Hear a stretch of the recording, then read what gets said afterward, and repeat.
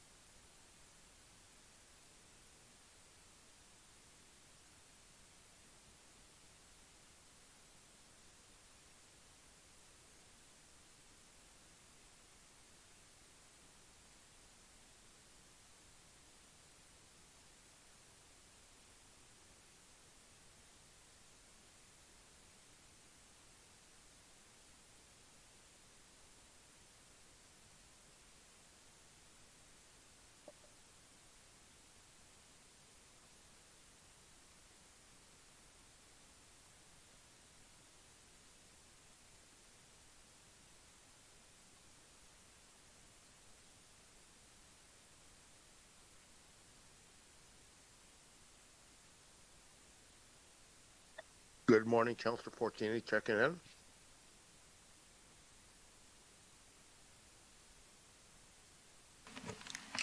Good morning, Councillor Fortini. You're coming through loud and clear. Thank you.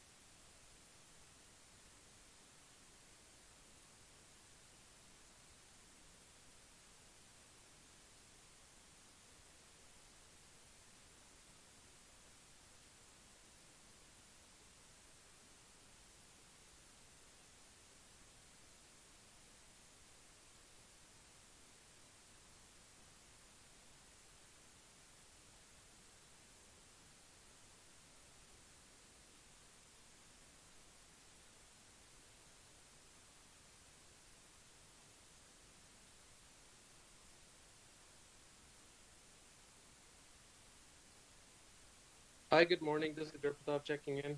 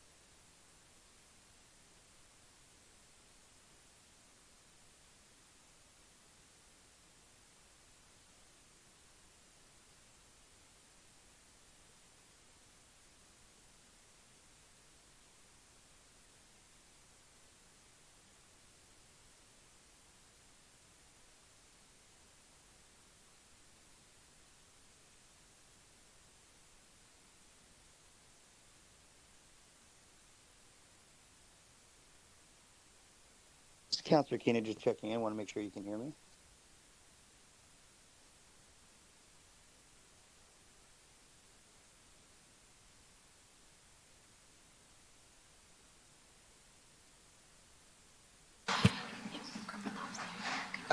Mayor Brown just verifying you can hear me as well.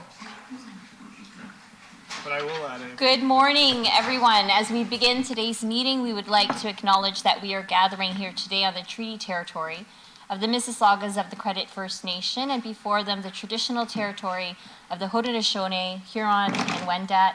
We also acknowledge the many First Nation, Métis, Inuit, and other global Indigenous people that now call Brampton their home. We are honored to live, work on, and enjoy this land.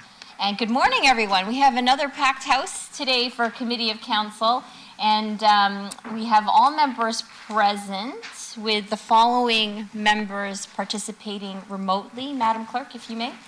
Thank you. We have online Mayor Brown and Councillors Keenan, Fortini, and Tour. Thank you very much. Our next item on the agenda is approval of the agenda. Do any members have any new items of business to add to the meeting today? I have Mayor Brown, followed by... I think I'm on as Mayor. Okay, I have Councillor Paleshi, followed by Councillor Brar. Councillor Paleshi. Thank you, Madam Chair. Madam Chair, I have two items to add. One, correspondence from the Credit Valley Conservation Authority about the Credit Valley watershed floodplain and the dangers associated to it. The other one I'd like to add is a Public Works item with respect to the maintenance of our parks, graffiti, and cleanup. Just a discussion item. I'll get more into it when it comes up. Thank you very much. That's two items. Thank you, Madam Chair. Correspondence and then park maintenance as well as graffiti. I think Councillor Brar, go ahead. Thank you through you, Madam Chair. Just want to add an announcement from World Sick Organization, and I believe Councillor Tour would be adding an announcement also from the Warm Winter Initiative. Councillor Tour. Yes, Councilor Gore, I would be adding one announcement from the Warm Winter Initiative, and I would also like to add a delegation item from Mike Greenlee, the CEO of MDA, who would like to come delegate to council today. Okay, thank you, Councillor Brar. So Councillor Brar is adding an announcement, and Councillor Tour is adding an announcement as well as a delegation from the CEO of MDA. And if there's no one else on the board, I'd like to add one final delegation in relation to gender-based analysis, plus a delegation from a representative from Moyo, who I believe is present online. Any further additions or changes? I see none. Madam Clerk, over to you to summarize the changes. Thank you, Madam Chair. We have item 12.4.1 is a memorandum from Josh Campbell from the CDC. Announcement 5.2 will be with regard to World Sikh Organization 40th year anniversary. Announcement 5.3 will be Warm Winter Initiative. And additional delegations 6.7 from Mike Greeley, MDA Space Limited, and 6.8 with respect to GBA Plus training. And I'm sorry, I didn't get the name of that individual. Do you have that? Nat, I forgot their last name. I can give that to you shortly, Madam Clerk. Thank you. But also Councillor Paleshi added an item regarding park maintenance. Right, that's an item 11.3.1, a discussion at the request of Councillor Paleshi regarding parks maintenance and graffiti. Perfect. And the name of the individual from Moyo is Nat Kaminsky. Thank you very much. Those are our additions. Thank you. So we have a motion from Councillor Paleshi to accept the amended agenda. All those in favor? Anyone opposed? That carries. Next item is declaration of pecuniary interest under the Municipal Conflict of Interest Act. Do any members have any conflict of interest to declare for this meeting? Seeing none, the clerk will so note for the meeting minutes. The next item is the consent agenda. As part of our process, I will read the agenda item that is subject to the consent motion, and any member may verbally identify the item to be held for debate during the meeting. Any item not held for debate will be part of the consent motion and voted for on approval. 7.1, staff update regarding government relations. Hold.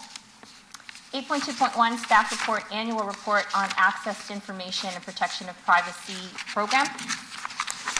9.1.1 is held for a presentation. 9.2.1 also held for a presentation. 9.2.2 staff report, downtown high-speed internet connectivity in consent. 10.2.1 staff report, budget amendment, response to request for funding support from Home Opportunities Nonprofit Corporation.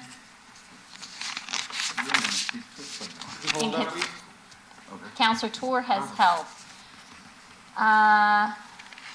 10.2.2 staff report regarding ceremonial street naming Maudlin Way.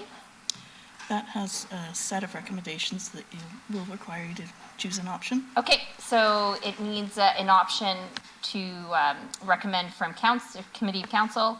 10.3.1 is held for discussion. 11.2.1 staff report, budget amendment, developer reimbursement for the construction of Loggerfield Drive in consent. 11.2.3 staff report, budget amendment, developer reimbursement for the construction of Loggerfield Drive from Mississauga Road to Block 310. 11.2.2, they're all the same thing. Okay, so let's say 11.2.1 to, and all of 11.2, all the items in 11.2. Anyone wish to hold that in consent? Next is 12.2.1 staff report, 2024 emergency plan in consent. 12.2.2 staff report, renaming Loafers Lake Park to Paul Paleshi Park in Ward 2. In consent. Yay. 12.2.3 staff report, request to begin procurement, design, and construction of a cricket dome at Earnscliffe Park, Ward 7. The mayor would like to hold that one. 15.1, open meeting exception under 2392C and K of the Municipal Act, the proposed or pending acquisition or disposition of land by the municipality or local board, and a position plan procedure, criteria, or instruction to be applied to any negotiations carried on or to be carried on by or on behalf of the municipality. Thank you, Councillor Tour, held by Councillor Tour. Deep breath. The clerk will now summarize those items held by members for consideration or not part of the consent motion prior to approval of this motion. Madam Clerk. Thank you. Yes, we're holding item 7.1 for the presentation, items 9.1 and 9.11 for presentation. Item 10.2.1 is held by Councillor Tour. Item 10.2.2 is held to consider the recommendations. Item 12.2.3 is held by Mayor Brown, and that leaves us with just item 15.1, closed session, held by Councillor Tour, so we will have a closed session today. Okay. Excellent. Motion from Deputy Mayor Singh to approve the consent agenda. All those in favor? Anyone opposed? That motion carries. The next motion is, the next agenda item is announcements. 5.1 announcement from Spring Bazaar Spam Project. If I may, the mayor would actually like to be present for this delegation. So I'd like to hold this until about 11 o'clock for when the mayor returns, if that's okay with members of committee. Perfect. So I'll hold 15.1 until the mayor gets back here. So the next delegation, Madam Clerk, would be, or next announcement would be. Added announcement from Councillor Brar. Councillor Brar, you have the floor. Thank you, Madam Clerk. It's going to be from WSO. I believe Jaspreet should be online.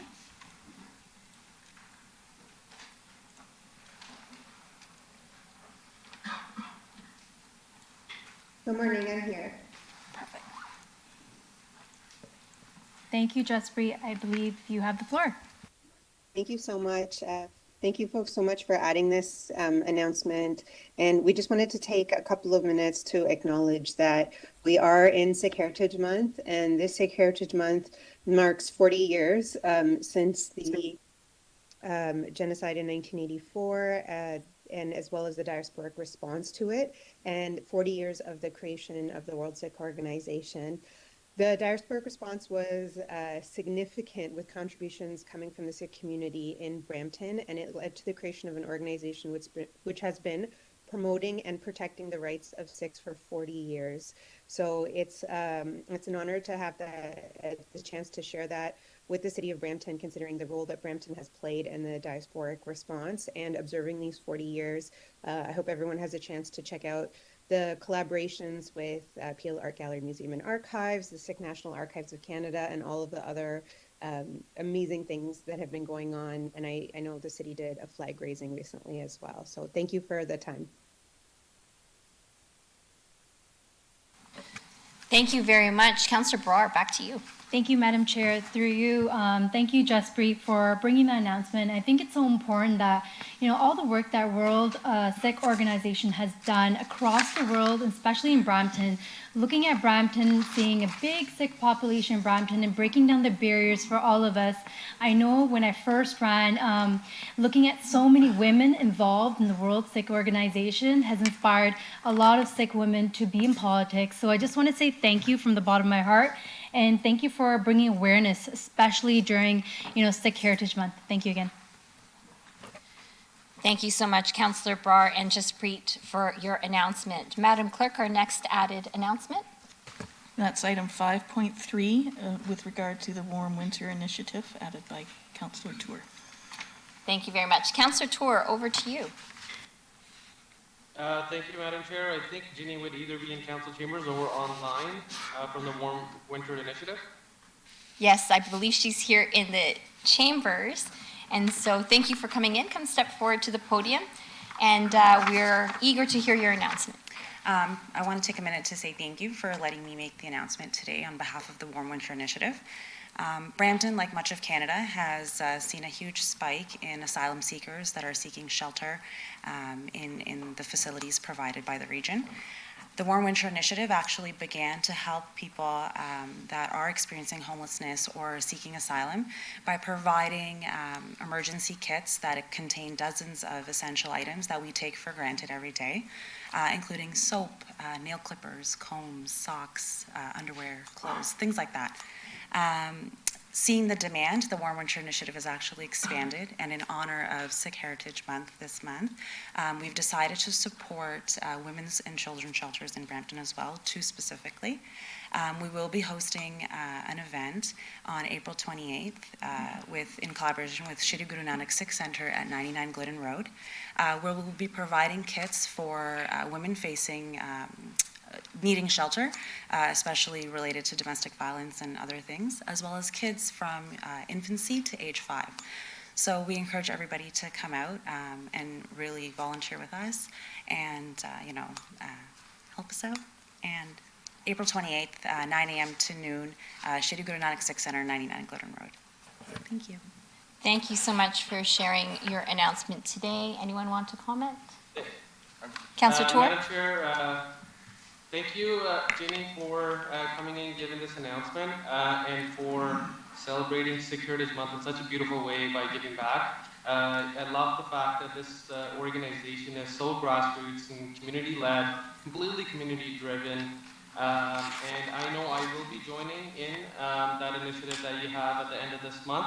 I would request that if you can please send that information to all of council, and I would encourage all my council colleagues to join us as we celebrate Sikh Heritage Month with you and your organization. Thank you. Thank you so much. Thank you very much. Councillor Paleshi. Thank you, Madam Chair. Sorry, just one quick question, just building off of what Councillor Tour had said. Sending us information is also that we can get out on social media. Okay. So we can promote, that would be a big help as well. Absolutely. Thank you so much. Thank you.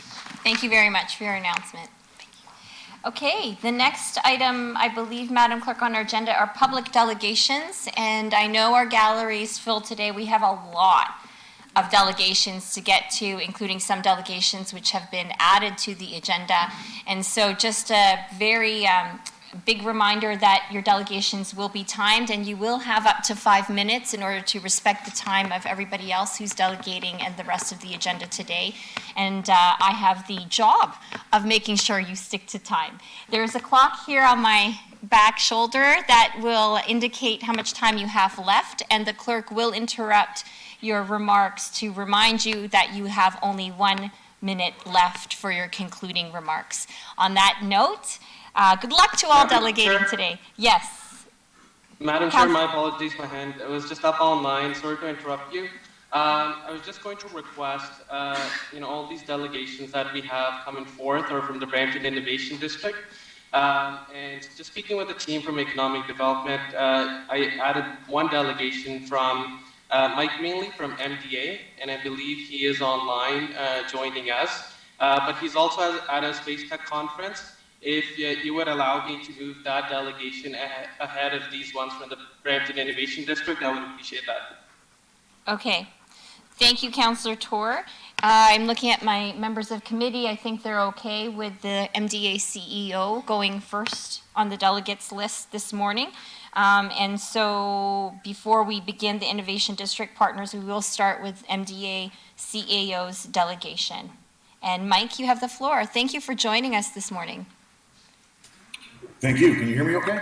We sure can. You have 5 minutes. Okay, thank you, Madam Chair, and nice to speak with you, Mayor Brown and City Council.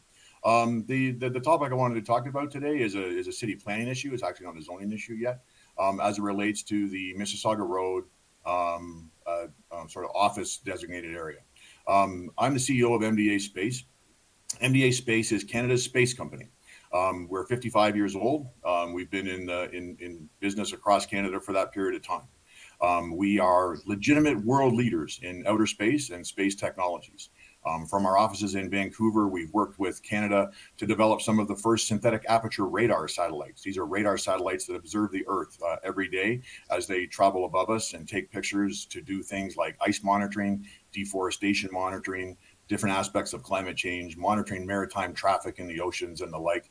And we're legitimate world leaders in that, now in our 4th generation of Earth observation satellites. We also build communication satellites from our offices in Montreal. And we've done over 450 different missions, putting up satellites into orbit. And these days are working on some very large projects. Canada is a leader in space-based communications. We're now signing up to like $2 billion contracts recently with a Canadian company called Telesat to be able to build global communication networks, designed, developed, and operated from here in Canada. We're also building the next generation of satellites for a company called Globalstar and their customer Apple, which are the satellites that talk to the Apple iPhone.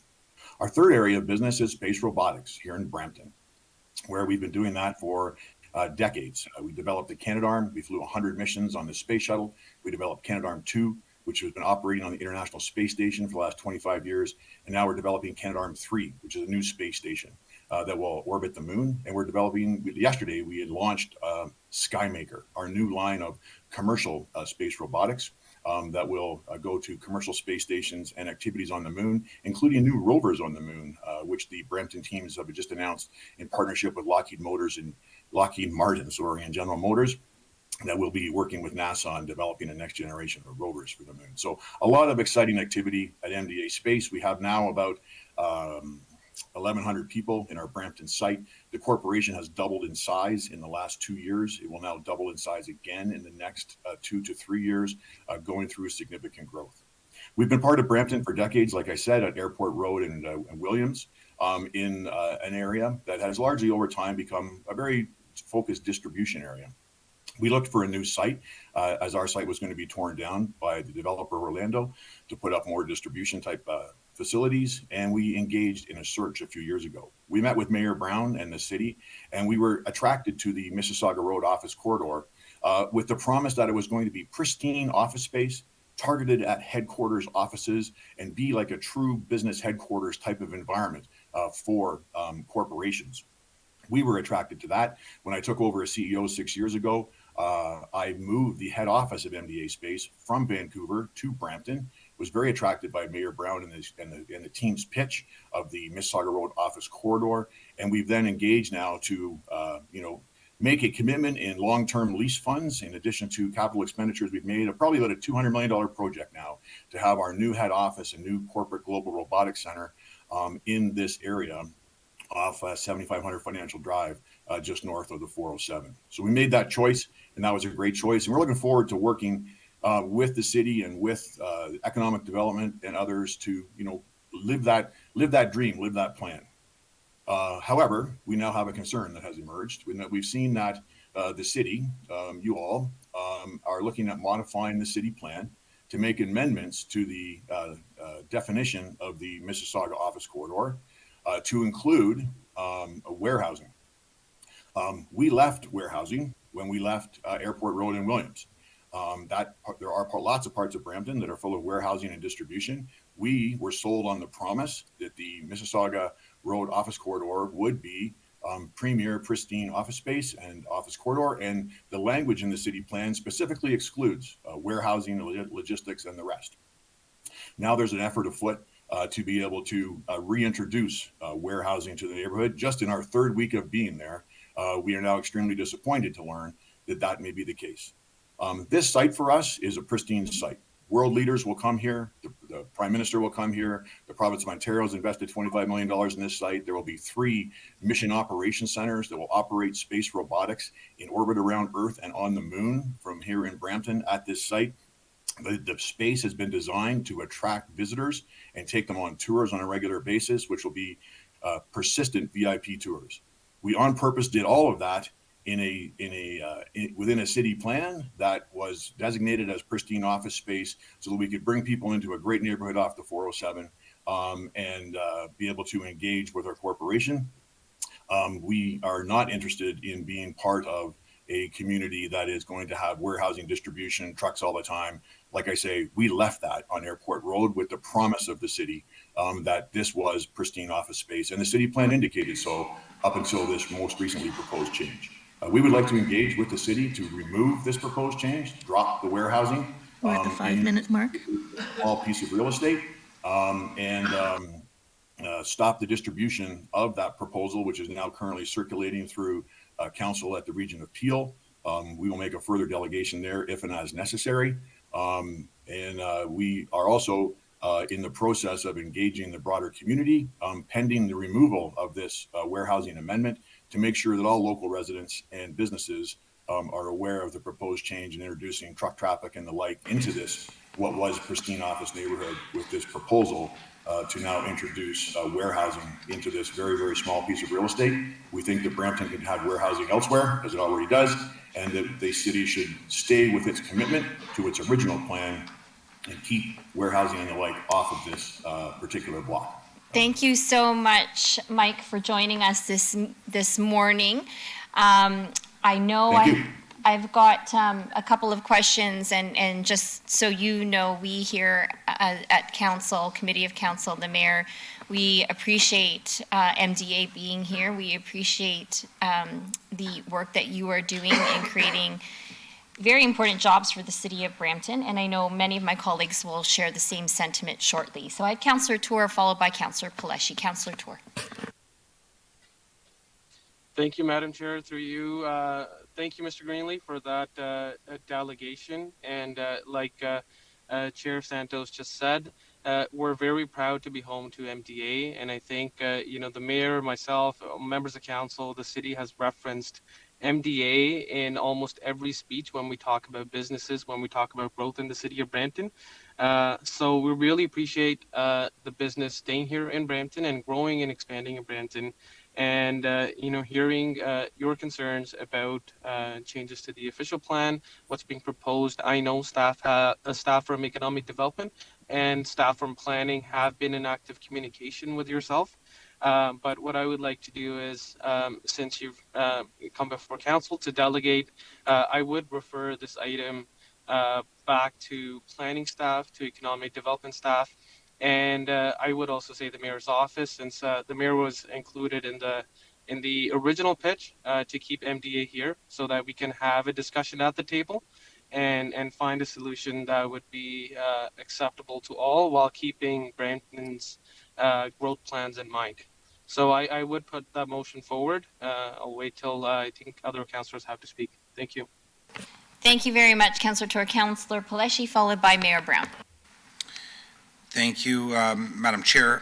So I just want to maybe get some clarity on what the actual secondary plan in terms of this area states, and it certainly doesn't state warehousing. It was always our intention to have office, prestige, industrial in this area. There's definitely warehousing needed within the city of Brampton, but we already have major warehousing areas outside of certainly this area. This is a great location for office and some prestigious industrial uses. Will there be trucks, I think, coming in and out? Yes. Would I ever say that I want a trucking yard or anything like that in this area? Absolutely not. It would be over my dead body. But maybe prior to my death, maybe we can go to Commissioner Ganesh, if you can just kind of highlight some of the wording that's in the DOP and the changes thereof. Yeah. Through the chair, through to you, Councillor Paleshi.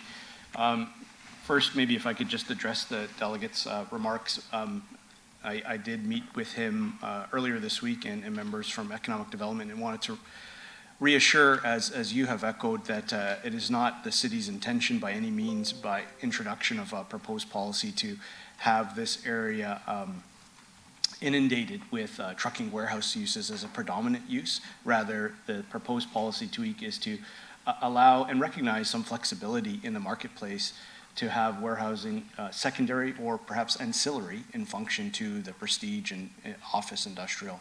And that's the type of wording that was presented at Monday night's Planning Development Committee.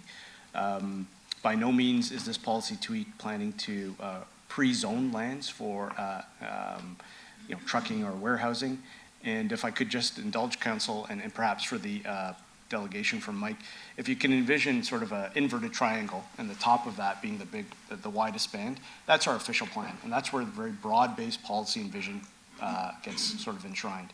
The second layer then would be a secondary plan. So that vision gets a little bit more refined, and staff and council, look to refine it based on the context of what's surrounding the area. And then the bottom at the peak would be, your draft plans, site plans and whatnot. And that's where you get into the nitty-gritty details. And it would be certainly staff's intention to work with MDA and any other landowner to ensure that we protect the surrounding and existing area for office uses. But the proposed policy tweak does look to introduce warehousing as secondary or ancillary in function, and perhaps I might suggest that the forthcoming Bram West Secondary Plan update, which is near completion, would be the best venue to iron out those details and perhaps give more comfort to MDA and others. So, and thank you for that, Steve, because I think the Bram West Secondary Plan is extremely important for that, and it will definitely highlight a lot of areas in Bram West that will be specifically for warehousing. And going back to in this particular area, if somebody wanted to build warehousing in Brampton, in Bram West, this would be one of the hardest locations to put warehousing. And there's a lot of other locations like Winston Churchill, north up to Embleton, where we feel that, you know, warehousing is a better suit up in the northwest of this location. But I think, you know, the delegation certainly knows his area, and we have always highlighted and tried to push and support that higher order office, especially in this area. So thank you to the delegation. Thank you, Commissioner, and thank you, Madam Chair. Thank you so much, Councillor Paleshi. Mayor Brown, go ahead. Yes, thank you, Councillor Santos, and apologies, Mike, not being there in person to hear your delegation. I've been representing the city at some Eid celebrations this morning and won't be in the chambers until 11. But I just wanted to say that, you know, MDA isn't just a company that we're extraordinarily proud of in Brampton. I think this is a company that Canada is proud of. You see the recognition that MDA is given at a national level. It is, you know, a source of tremendous pride. And these aren't just good jobs. These are sort of the best of the best. And so we're so proud to see your growth and the incredible leadership role you're taking in the aerospace sector on an international level. I think Councillor Tour and Councillor Paleshi have articulated, in no world would we permit uses that would be incongruent with what MDA had envisioned. And of course, I was there with Claire for that pitch, and we were sincere about wanting to be the best possible city in the country for you to grow and succeed in. And so I know Councillor Tour has a motion to refer this to staff. What I'm going to, and I welcome that, what I'm going to suggest is that Councillor Tour is the chair of our Economic Development Committee, Councillor Paleshi is the chair of our Planning Committee. The Planning Committee minutes won't go to Council until next week.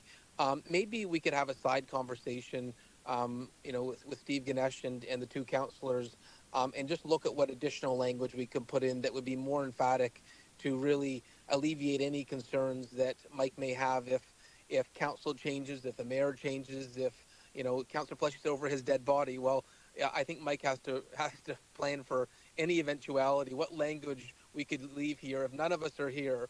What language we could put in place to really give that certainty to MDA that there's not going to be incongruent uses around them in the years to come. And so maybe between now and the next council meeting, we can have some language. It's a little bit tougher and a little bit stronger. And so hopefully we can head that direction. And Mike, you can feel confident that we honor our commitment that this is the best city for MDA to grow in.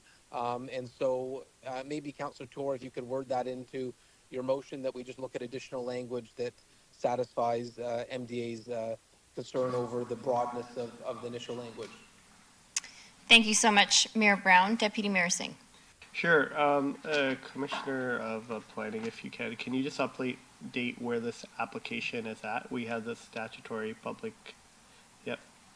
Yeah, through the chair, there is no application right now on the MDA subject lands. They're going through sort of the building permit stage, so there's no active development application on the subject lands. The proposed policy tweak that was presented to Planning Committee is for the Brampton plan, sort of the official plan.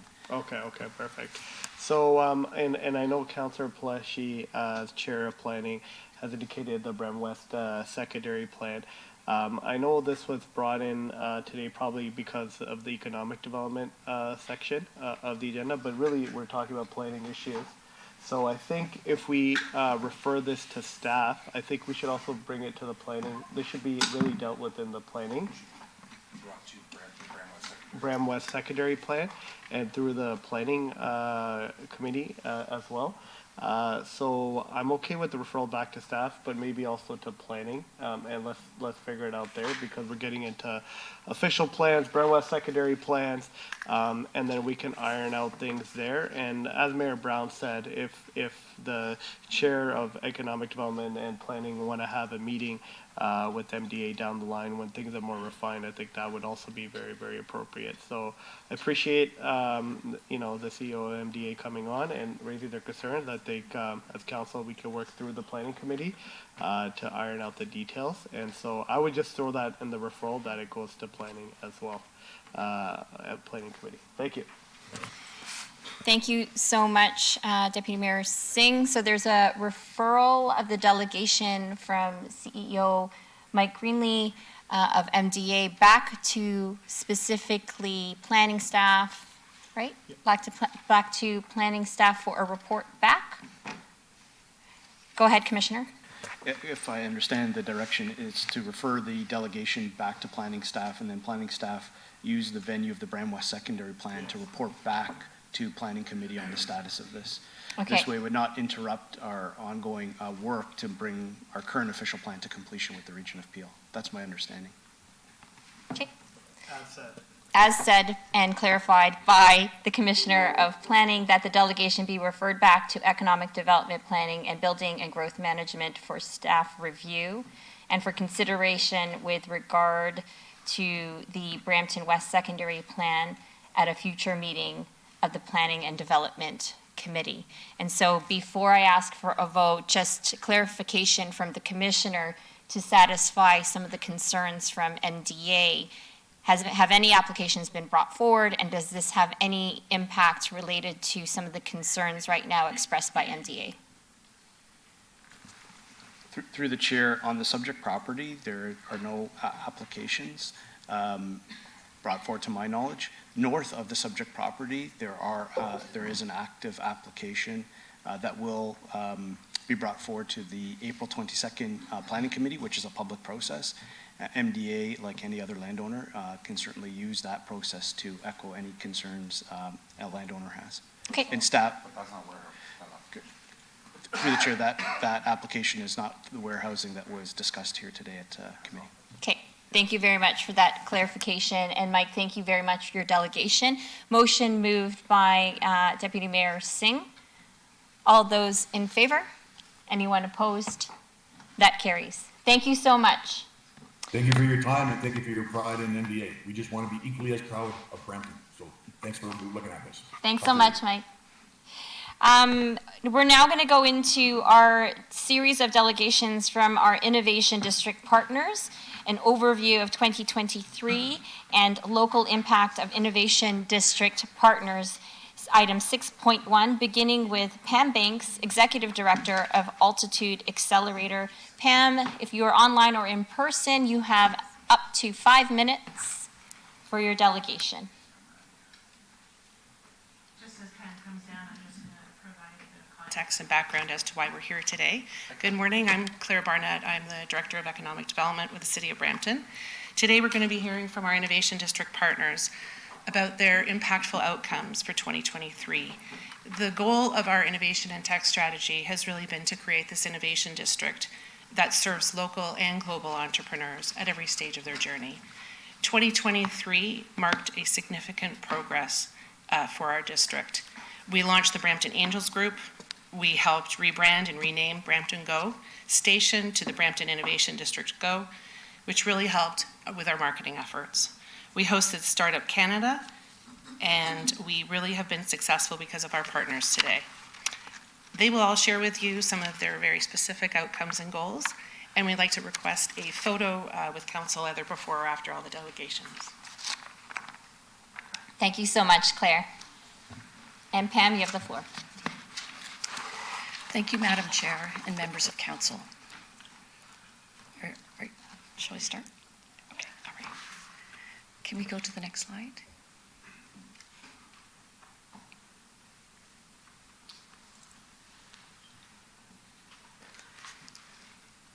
So I'm Pam Banks, and I'm the Executive Director of Altitude Accelerator. And we work with tech-based founders to start and scale their companies. And two of our areas of specialty are clean tech and investment readiness. And we've been around and supporting ambitious founders since 2008. Next slide, please.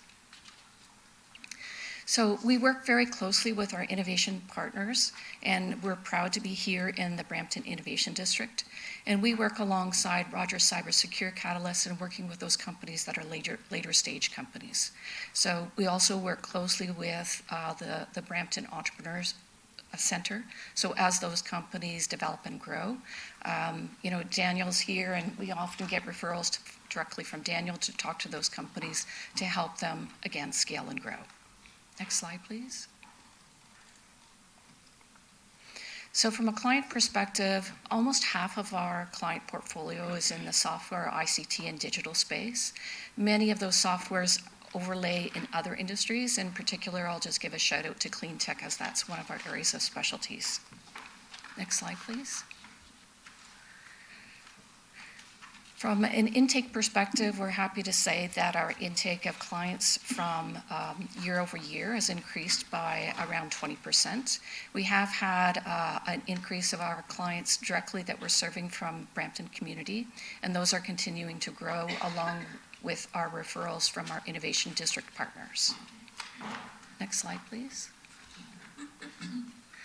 So from a support perspective, we really provide advisory and mentorship support to our clients.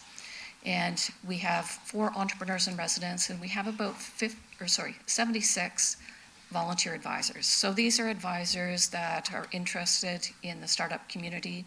They have domain expertise, and they support the founders by providing kind of their experience, in some cases sharing their gray hairs with those founders to help them grow and scale. And one of the notable things that we've seen from over the past year is an increase in our volunteer advisor engagements with companies. And we do attribute this to having more in-person sort of opportunities for those advisors to directly talk to founders. Next slide, please. Every year we do a survey in partnership with the Ministry of Economic Development, Job Creation and Trade. And you can see that there's definitely changes in our funding raised and jobs created. So from 2023 to 2022, there is a decrease in the total amount of funding raised. And we sort of have gone back and we attribute this to one of our unicorns. So in 2015, we started working with a young founder that had a new technology for energy storage. And that founder was James Larson. And we worked with him over the course of about 8 years. And in 2022, he actually closed a $31 million investment. So the change from 2022 to 2023 is as a result of one of our outliers who graduated in 2023.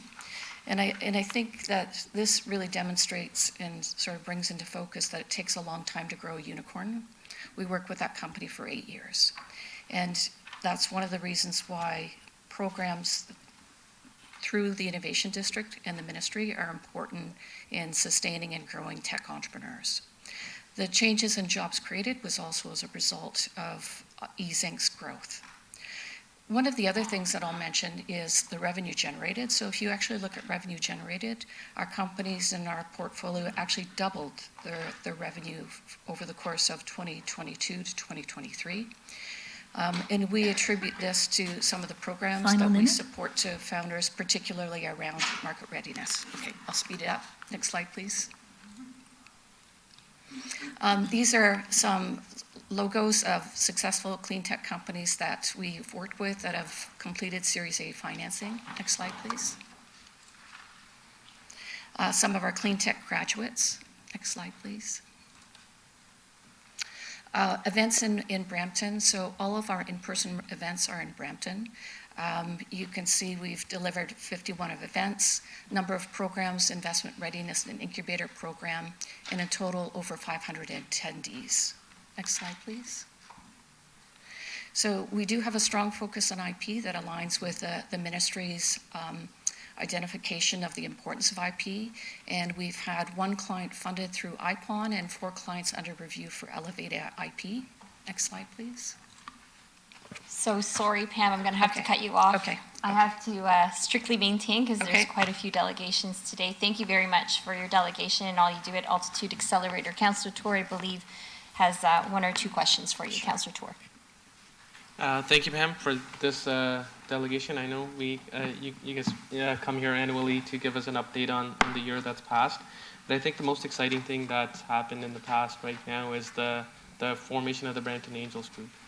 Can you just tell us, like, very briefly, just about that, and if we have funded startups through the formation of the Brampton Angels, and if we have a startup in our network or somebody reaches out to City Council, usually a lot of startups come out asking for support.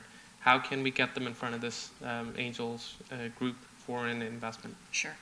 So from a meeting perspective, we meet monthly. We have 40 members. I can with confidence say that there are 3 companies that are currently closing a deal that will likely total over $1 million. And I'm being very vague because when you get right down to closing a deal, there's lots of things that can go wrong. Yep. But we're confident that the group will be announcing soon 3 deals that have been done. And from an applicant perspective, BramptonAngels.vc is online. There's a portal directly there where any company can submit an application, and then that application is screened. The group is typically looking for companies that are currently in market, so there's some revenue, even if it's from a pilot or a demonstration project, but that there's some traction. So the investments that you mentioned, that will be the first investments of this group? Those will be the first investments for this group. So I'm excited when those happen. We are working with the founders to make sure that we can share a success story, and we'll definitely be coming back to update council about that. And we'll have that happen this year? It will happen in 2024. Excellent, thank you. Thank you so much, Councillor Tour, and thank you, Pam, for your delegation. We will receive all of the delegations at the end of this section 6.1. Next delegation is Philip Mohabir, co-founder and CEO of Vivo Surgery. Philip, thank you for coming today, and as you know, you have 5 minutes maximum. Perfect. Thank you. Thank you, Madam Chair and Council, for inviting me today to speak about Vivo Surgery. Today, the surgical, the deck's not up. There we go. Today, the surgical landscape is truly remarkable.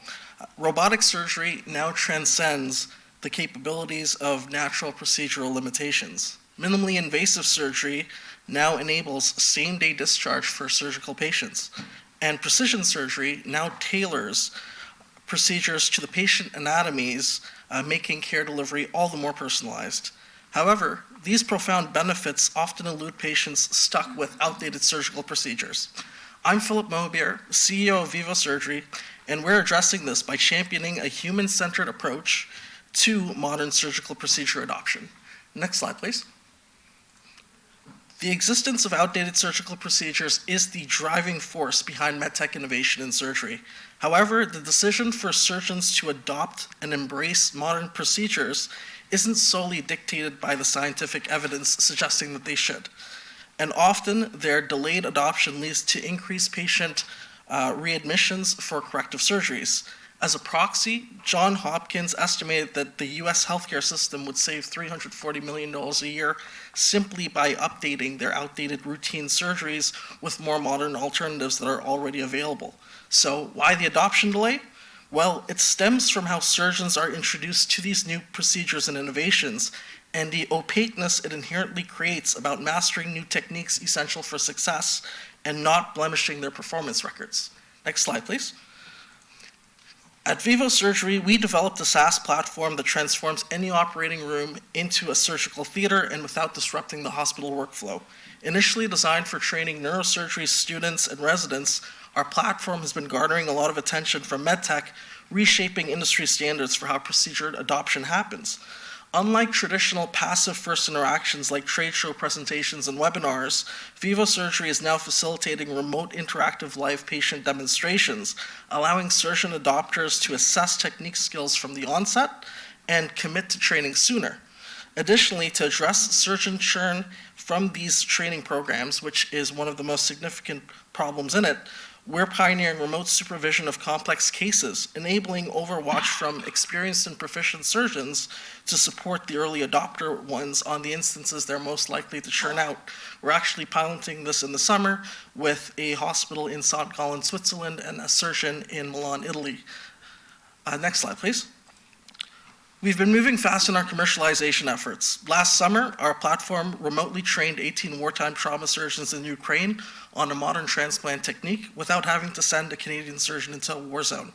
Subsequently, we were honored as the first recipients of Hamilton Health Sciences Drive Spark Funding Award, and that was followed by a FedDev Sophie grant. We're generating revenue and completed our first delivery with McMaster University just last month, and they're already in discussions with us for a renewal in the next academic year. Moreover, over the past 6 months, we've built a sales pipeline nearing $500,000, including deals such as powering the Surgeon Skills Lab being built at the University of Basel Hospital in Switzerland. Next slide, please. Before taking on the position of CEO, I oversaw global deployment of category-defining products at IMAX. I instructed Fortune 100 executives at Stanford and graduated with the highest academic award at U of T Rodman. However, my journey started right here in Brampton. I was named most likely to succeed at Central Peel Secondary School in 2004, just a couple blocks away from here. My passion for healthcare improvement blossomed during years of volunteering in the emergency department at what once was Peel Memorial Hospital, often working the same shifts as Dr. Frank Martino. Though these experiences shaped decisions leading to early wins for Vivo Surgery, I am grateful for Pam and everyone else at Altitude Accelerator, indeed helping us move towards summiting a higher peak. Specifically, their market readiness program helped me identify a means to bifurcate our business so we could serve customers that had immediate needs while looking towards how we could secure more long-term strategic customer segments. Naturally, I'm thrilled to continue being part of Canada's next medtech ecosystem, collaborating with existing institutions already here, and leveraging our SaaS platform to spotlight the next wave of medtech innovations from my hometown to the global stage. Thank you. All right, with seconds to spare. Thank you so much, Philip, for your delegation, and it's really impressive the work that you are doing and your contributions on the MedTech Task Force as well. So happy to hear you're from Central Peel Secondary School, so many innovators from that school. Absolutely. Thank you for your delegation. Thank you. Our next delegation is Usha Srinivasan, Director, Brampton Venture Zone by TMU. Usha, welcome, nice to see you. Good morning. You have up to 5 minutes. Okay, thank you. Mayor Brown, Deputy Mayor, and the Chair and rest of the council members, thank you for the opportunity to present today. I want to recognize a couple of team members from TMU in the audience. John Macrucci, AVP of Zone Learning and Strategic Initiatives, has joined us today, and my team members are also present. Thank you for the opportunity. As you mentioned, I'm the founding director of Brampton Venture Zone. And also want to say Eid Mubarak to anyone celebrating it here or online. Next slide, please. So we started our journey in 2020. We are a technology startup incubator located right here in Brampton, funded by the city, operated by TMU. We focused our attention on key industry sectors that are important to Brampton: health, food processing, advanced manufacturing, and logistics. And we are operating in 3 of those sectors. Next slide, please. We wanted to share with you some of the economic and community impact that we have created in the past few years, and then I'll drill down to specifics in 2023. I've also left a hard copy of our report, which has been passed by the clerk, I believe, but I'll highlight key items here in the impact we've created. So we recruited almost 43 companies in the 3 years, and 39 of them graduated, and almost 36 of them are still alive during the pandemic period. They have been successful in continuing their work. Also, I want to draw your attention to the non-dilutive capital that they have collectively raised, almost $9.7 million. And just yesterday, we heard from one of our companies, Wave the Weight, who has closed a $250K round with NORCAT's Catalyst Fund. So that has been extremely rewarding for us. And interesting note, the co-founder, Shrey Anand, is actually the son of MPP Deepak Anand. So we are very happy that he was able to secure this and growing their business, both here in Brampton and the northern region. They also collectively raised non-dilutive capital of $7 million. So we continue to help our companies with all of those aspects. Two of our companies will be speaking to you later today, Teanomics and Vroga, and the amazing successes they have had. Next slide, please. Apart from economic impact and looking at the outcome metrics, helping our companies, we've also tried to be a community leader. We tried to bring a mini collision event right here in Brampton through Brampton Venture Expo. In 3 years, we've grown it to the extent that last year we had over 1,000 registrations and literally had to say no for people coming into the Rose Theatre because it would be violating the fire code. But we've grown it quite a lot, bringing startups, corporates, talent, and investors under one roof. We will continue to do that this year, and we have earmarked it for July 25th and hope that all of you would be able to join us on that day and celebrate with the community. We had Manjit Minhas last year, and we hope to dazzle you with more amazing speakers right here in Brampton. And we've always made this free of charge for all talent and all our Innovation District partners and corporates so that it's accessible to everyone. Next slide, please. Now, I wanted to spend a little bit of time on this. I know this is very dear to Councillor Power because he knows a lot about this program, Be Ready Talent. We partnered with Brampton Board of Trade to create this very unique talent program. You as council members and Mayor Brown, I don't have to tell you about the talent that's in this city. The underutilization of talent is not something that you want to see, or neither do we. So when we engage with talent, they tell us about the difficulty they have connecting with opportunities.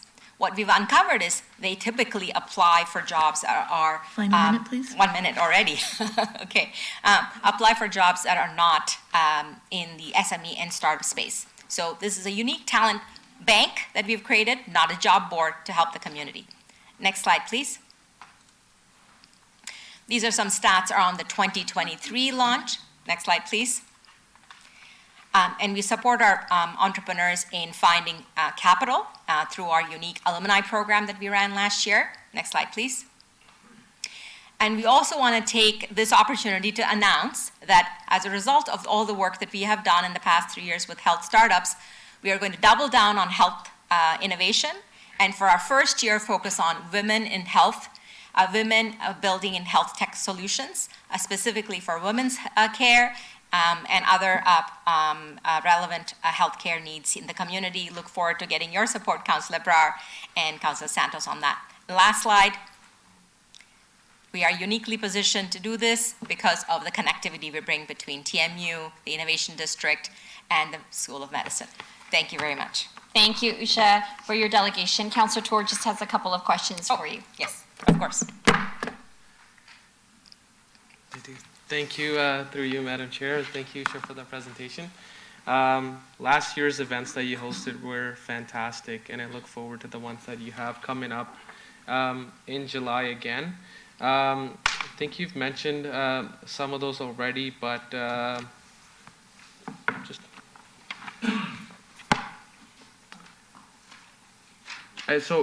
it was about your Be Ready platform, and I know Councillor Power also takes a keen interest in that one. But if that platform were to achieve its ideal level of growth and success, what would that look like for the Brampton employers and talent? Like, what's the bigger picture? Yeah. Thank you for asking that. I didn't get into the stats there, but we have 300 people already on the platform and 90 employers.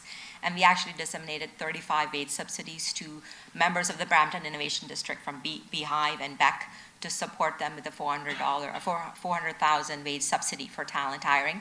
We have embarked on upgrading the platform, which will be live this month, to Be Ready 2.0, to a much more usable talent platform. We've already helped BBOT members like ClimateWorks hire from the platform. So we know the model is working. So our goal is also, we recently closed 100K with Toronto Pearson to extend this from Brampton to Mississauga. So we're not stopping there. We're continuing to grow. We want this to also be a place where you could point FDI to, foreign direct investment to say, here's the talent, come and build your business here. So we want this to be a tool for the city to also use. And I have big aspirations, Councilor Tour. It's going to be thousands of talent on the platform, hopefully by the end of this year, with lots of employers, especially SME and startups, who is the backbone of this country. Yeah, and I don't doubt that. Thank you so much, Usha. Thank you so much, Usha. Our next delegation is Allison Smith, co-founder and chief scientist from Roga. Allison, are you here? Yes, good morning. Thank you so much for the opportunity to speak with you today. Thank you, Allison. You have up to 5 minutes. Thank you. I'll just wait for my slides.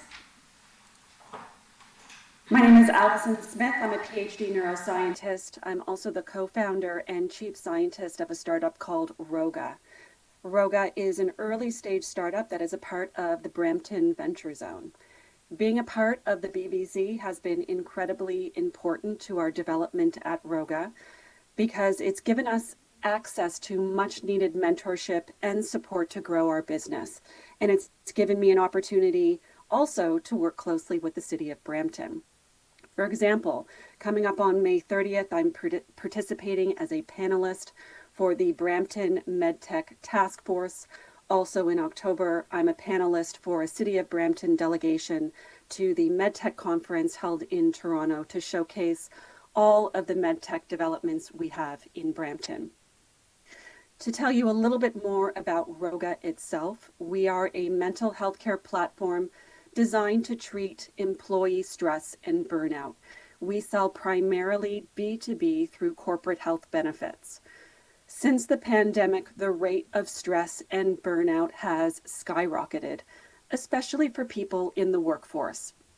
We know that 72% of employees are experiencing intense stress, which is leading to serious issues with performance decline, absenteeism, rising medical expenses, and constant turnover. These 4 issues are costing companies millions of dollars. To deal with intense stress and burnout, employees typically only have access to either medication or talk therapy. And some companies are now offering their employees telehealth talk therapy sessions. But interestingly, only 5% of employees actually take advantage of this type of support because they don't want to take time out of their already busy schedules to attend or book a talk therapy session. So it's important for us to develop alternative solutions to help people struggling with intense stress, ones that they can use wherever they are, at work, at home, or on the go, without having to book or attend an appointment. And this is ultimately why we built Roga. At Roga, we offer a science-backed wearable device designed to reduce brain activity associated with stress. And it comes with a companion app that provides highly personalized AI-generated guided meditations and treatment progress analytics. It's a very discreet looking device. When you're wearing it, it looks like you're wearing a pair of Apple headphones. There are 16 clinical trials using similar technology to Roga, showing that the type of stimulation we're providing with the wearable device reduces brain activity within the default mode network. This is an area of your brain that is responsible for worry or rumination. So the Roga device reduces worry and rumination, and our users describe the experiences as becoming more resilient over time. Since launching just over 6 months ago, we have secured our first 5 B2B corporate clients. We have shipped over 500 devices. We were voted one of the world-changing ideas by Fast Company, and we just signed our first international expansion deal worth $5 million with a health tech distributor in India. Today, I'm here reaching out to request introductions to C-suite executives or HR directors of medium-sized Brampton-based enterprises who want to offer wellness solutions to support the mental health of their employees. Final minute, please. To help facilitate introductions, we do have a white paper detailing the benefits of Roga that you can share with potential contacts. If you would like more information, please feel free to reach out to me directly at allison@rogalife.com. Thank you so much for your time this morning. Thank you so much, Allison, for your delegation. Next is Dr. Sumik Biswas, CEO and founder of Tenomix Incorporated. And Dr. Biswas, if you're online or in person, you have up to 5 minutes. Yes, thank you very much, Madam Council and Council, for having me here today. It's such an honor being here today. My team and I are grateful to Usha, the BBZ team, and the Brampton community for taking us in during the early stages of our company back in December 2021, when we were only 5 months old in the company. So thank you again. I'll start off. My name is Dr. Sumik Biswas. I'm the founder and CEO of Tenomix. And Tenomix is a medtech startup that's really revolutionizing the way cancer tissues are being processed in pathology labs through robotics, ultrasound imaging, and AI. Now, for many of you that are there, I'm sure many of us know someone that's been personally impacted by cancer. So next slide, please. One of the key issues that my team and I are targeting is actually in colon cancer. So statistically, in 2020, 1.9 million patients were diagnosed. And when we break down those numbers, it ends up equaling to about 5,100 patients being diagnosed every day. And what's even concerning is that $2.8 trillion was spent globally on this particular cancer itself. Now, what's also scary is that a lot of young patients are getting colon cancer nowadays, and scientists and physicians are in a rush to really understand why this is happening. Next slide, please. Now, part of the colon cancer staging process involves pathology staff manually going through surgically removed colon cancer tissues and trying to find these small lymph nodes that are buried in the tissue. Now, the reason why this process is being done is because the goal is to find every single lymph node, and those lymph nodes are then submitted for additional cancer staging tests. And the results of those tests will indicate whether you're stage 2, stage 3, or stage 4 colon cancer, which would then indicate treatment decisions afterwards. Now, my team and I interviewed pathology staff across the world, and everyone said the same thing about this search process. It's time-consuming, expensive, and unreliable. And what's also scary is we're doing a study with one of the top hospitals in the world, and we found out that the human error rate on average is about 50%. So sometimes these lymph nodes are being missed. And for some cases, that error rate can go up to 97%, which means that this can lead to inaccurate cancer staging and improper treatment for patients. And consequently, that would result in over $3 million being spent annually in unnecessary costs for a hospital. So pathology staff have told us that they need a solution that increases their productivity, decreases those pathology costs, but most importantly, reliably locates the lymph node. Next slide, please. So my team and I, we've built our MVP that you see on the screen. It's codenamed the Lymphinator. So if council, if you have any name suggestions, it'd be a good time to reach out to me. Please let me know. But basically what it is a benchtop robotic scanning device that automates the manual search process. And that's a key bottleneck to accurate cancer staging. And we've built this device in a way so that it fits into the workflow and allows for better lymph node detection. Next slide, please. And the way it works is essentially pathology staff place a sample in our device. They press a start button, and that's where ultrasound imaging and AI kick in and automatically scan the sample, and our robot would physically place pins to indicate where these lymph nodes are actually in the tissue, which will make the extraction process very easy. Next slide, please. To get this work done, I have such an amazing team behind me. I have physicians, engineers, and other excellent business mentors that are guiding us as we continue growing the company. Next slide, please. In terms of traction, we're very fortunate to work with some top-notch hospitals, among them the Mayo Clinic, where we have a paid pilot. I'd like to extend this to Osler, so if anyone can help with that connection, I'd appreciate that. But my team and I, we've hit a number of milestones in a short period of time. Final minute, please. Including closing an oversubscribed seed round of over $2 million, all Canadian recently. Next slide, please. And just very quickly, my team and I, for the upcoming year, will be focused on finalizing our regulatory plans. And our goal is to get the sales by the end of 2025. So in between that time, I'll be completing a Series A raise as well. Next slide, please. And I'll just quickly give a shout out to BVZ. The reason why we chose it back in 2021 is there's a top class of mentors there, strong programming and workshops, and we've benefited a lot through the network and funding opportunities. Next slide, please. So in summary, I lost my aunt to improper colon cancer staging at a young age. So in memory of her and millions of others who are fighting their lives against cancer, our team and I were dedicated to see this technology through. And our request for today is we're actively hiring senior software engineers. So if you know anybody, please let me know. We're looking to connect with pathology or procurement teams at Osler, if anyone can help with that, and also connect with Series A investors. Thank you very much.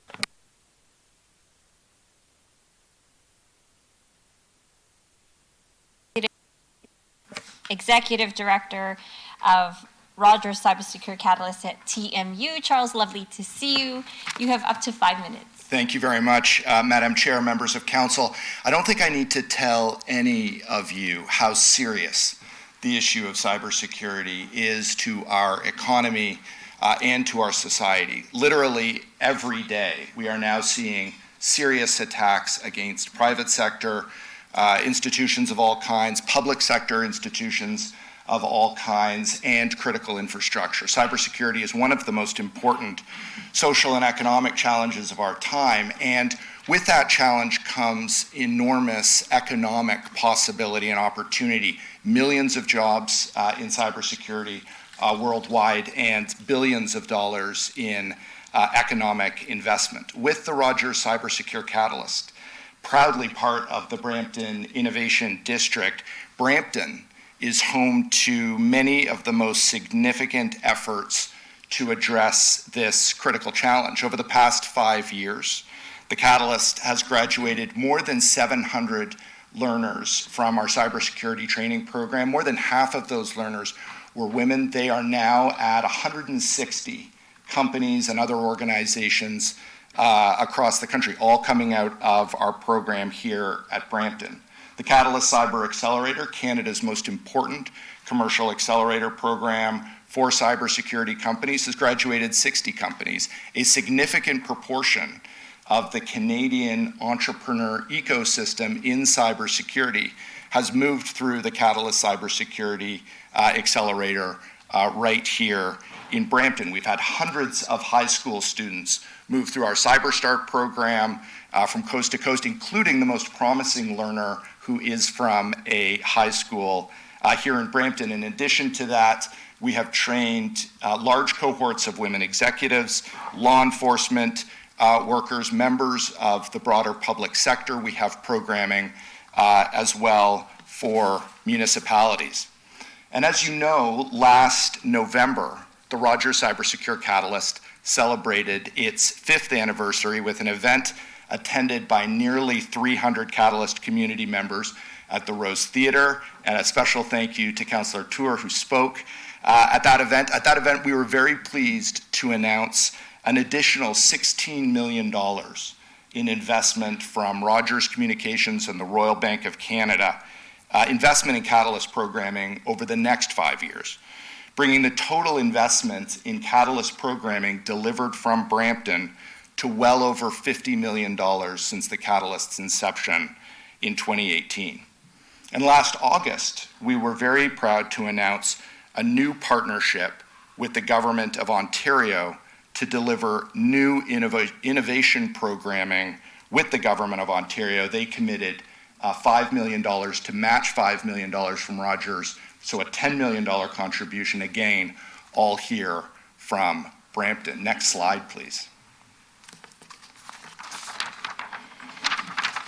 The coming year, with these commitments, we'll be launching a number of new programs. We will launch a FinSec Accelerator program that will be supported by the Royal Bank of Canada. We'll launch a Challenge Accelerator program, as I mentioned, funded by Rogers and the Government of Ontario. We have plans to launch a major policy program which will provide policymakers with the tools that they need to address these major questions in cybersecurity and related disciplines. And excitingly, we have major events planned for Brampton in the coming year. We will have our first major homecoming, if you like, There's no football team, unfortunately, but we'll have our first major homecoming of all of our Catalyst alumni to come here to Brampton to celebrate all that they are doing for the cybersecurity ecosystem. I want to end my remarks with an expression of gratitude to this council for its vision in supporting the Rogers Cybersecure Catalyst, and gratitude as well to our friends from economic development at the City of Brampton for their support and vision. The best at the Rogers Cybersecure Catalyst is yet to come. Thank you very much. Thank you so much, Charles, and thank you for the Rogers Cybersecure Catalyst. One question from Councillor Tour. Councillor Tour. Thank you, Madam Chair. Thank you, Charles, for that presentation. One thing, I don't know if you missed in your slides, but I want you to talk about and brag about is if you could tell us more about the partnership that you're having international. I've heard some news about, I don't know if that's public news or not, but if it's public news, could you please share that? Yes, I'm very happy to, Councillor Tour. I just returned from Malaysia, where I attended the opening of a cybersecurity center of excellence in Kuala Lumpur that is being supported by BlackBerry in partnership with the Rogers Cybersecure Catalyst, advancing cybersecurity internationally, and we intend to expand our international partnerships in the Indo-Pacific, in Europe, and in the United States. So Brampton is home not only to cybersecurity activities across Canada, but indeed internationally. On that note, what can we do to bring RIM or BlackBerry to have their cybersecurity, their team that's working on this, come to Brampton and work with us here on ground? When I was in Malaysia with the CEO of BlackBerry, we talked passionately about what's happening here in Brampton, and I will absolutely join a delegation to go to BlackBerry and urge them to come to Brampton and build jobs in this community. Excellent. And I'm very happy to see the this update here from the Catalyst, because most recently we've seen in the news about City of Hamilton going down as a city. You know, and here you have an example of the City of Brampton that's excelling in cybersecurity, not just here in our city, but globally as well. So thank you for all the work you're doing to put the city on the map. Thank you. Thank you very much. Thank you again, Charles. Next delegation is Murali Vijendran, Chief AI Risk Officer, Sigma Road Technologies. Murali, are you here? Wonderful to see you. Thanks for coming. You have up to 5 minutes for your delegation. Thank you very much. And it's an opportunity, and I appreciate all your time here. Next slide, please. AI acceleration is everywhere, same as generative AI. However, this AI would be having multiple risks, and if we implement artificial intelligence without addressing those risks, it would be a problem. That is exactly the area Sigma Red addresses. Next slide, please. Especially if you look at AI bias is a major risk, and that has a deeper impact on customers and community as a whole. And globally, multiple governments are looking into mitigating AI bias risks. And advanced artificial intelligence needs to be explainable. There are more than 700 AI policies emerging worldwide. So there is a lot of requirements for AI compliance as well. These problems are real, and we strive to address this using our platform. Next slide, please. And our approach to address these risks are to have a proper AI governance principles and framework without getting into details, and applying standards and best practices on a practical level. And more importantly, doing regular AI risk assessments to find the risks related to bias, etc., and mitigating them, and ensuring AI is working to enable businesses so that there is ongoing impact on business strategic objective would be important as well. Next slide, please. So what do we do in Sigma Red? We identify AI risks in advance so that when organizations roll out AI, they understand the risks and the importance. We provide a lot of quantitative methods to ensure those AI risks are quantified, methodical, structured. Of course, we help them to mitigate and fix those risks on an ongoing basis. Next slide, please. It's a heavy slide. I'm going to take a couple of seconds and I'll skip it. The platform has multiple components because we are a research-based organization, had a chance to develop around 25 intellectual properties in that area, and thanks to Brampton City, Rogers Catalyst, and Elevate IP for helping us to file those patents, etc. here. And therefore, this is being now well accepted because of the holistic approach, and some of our customers include the government of Netherlands. We are helping them as we speak. Next slide, please. I can skip this, thank you. Next slide, please. And we are a research-based company. We are not just developers, so we work with multiple universities worldwide. Our co-founder is from UC Berkeley, California. We are researchers in vector research in Toronto. We work with Hague Security Delta in Netherlands, where we are expanding. We are in active discussion with University of Toronto on some of the large language model research, and University of Twente in Netherlands as well. Next slide, please. Yeah, and I just want to mention about the Rogers Catalyst. They have been instrumental in shaping our thinking, and their marketing mentors, technology mentors, and business mentors. They have a phenomenal impact on Sigma Red. They shaped us to think bold, think worldwide, address governments and parliaments. As we speak, one of our reports is being reviewed by a parliament of a Western European country. Hopefully the announcement will be out in next few weeks. So that is something which I would really thank to Brampton City and Rogers Catalyst Accelerator. And going forward, we see a tremendous potential for Sigma Red in Brampton to unleash Brampton's economic impact, because there are so much of AI happening, generative AI happening, especially for small and medium companies. When they want to address these challenges, they may not have the expertise, investments, or capabilities to do that. But as a collective ecosystem, along with Rogers and others, we should be able to address them very effectively by bringing holistic AI and holistic generative AI with integrated risk management. With cyber risk as a culture with Rogers Catalyst, and I'm from cybersecurity background myself, that philosophy helps in making a risk-managed AI, enabling and unleashing economic potential of hundreds of companies in Brampton. I'll take a pause here. I'll be happy to address any question at this time. Thank you so much for your delegation, Murali. I have a question from Councillor Toor. Councillor Toor. Yeah, please go ahead. Thank you, through you, Madam Chair. Thank you, Murali, for this presentation. I probably need AI to fully understand everything that you speak about. That's how smart you are on this, and I'm glad that you're one of those people, and your company is one of those that is leading the talks about AI, the discussion about AI, the ethics behind it, the governance behind it, all of that. And I know that the Mayor's Chief of Staff, he's not on council here, but just to speak on his behalf, he uses AI in his everyday life and to communicate to multiple tasks. And it's great to, he's very happy to see that that through your work with the Catalyst, that you're able to register IPs while working here in Brampton. I think we're very proud of that, and anything we can do to showcase that or highlight that, I would be very happy to support it. Thank you. Thank you very much, and there are a lot of potential. We definitely need all of your support. I'll work with Catalyst and reach out to you as well. Thank you again. Thank you so much for your delegation and questions, Councillor Toor. I echo your sentiment about the Mayor's Chief of Staff regularly using AI and being a big fan of AI. Thank you very much. Thank you very much. I appreciate all of your time. Thank you. Our next delegation is from Vikram Khurana, CEO of Beehive. Vikram, where are you? Oh, there you are. Nice to see you. You look so much better today. I grew a few inches.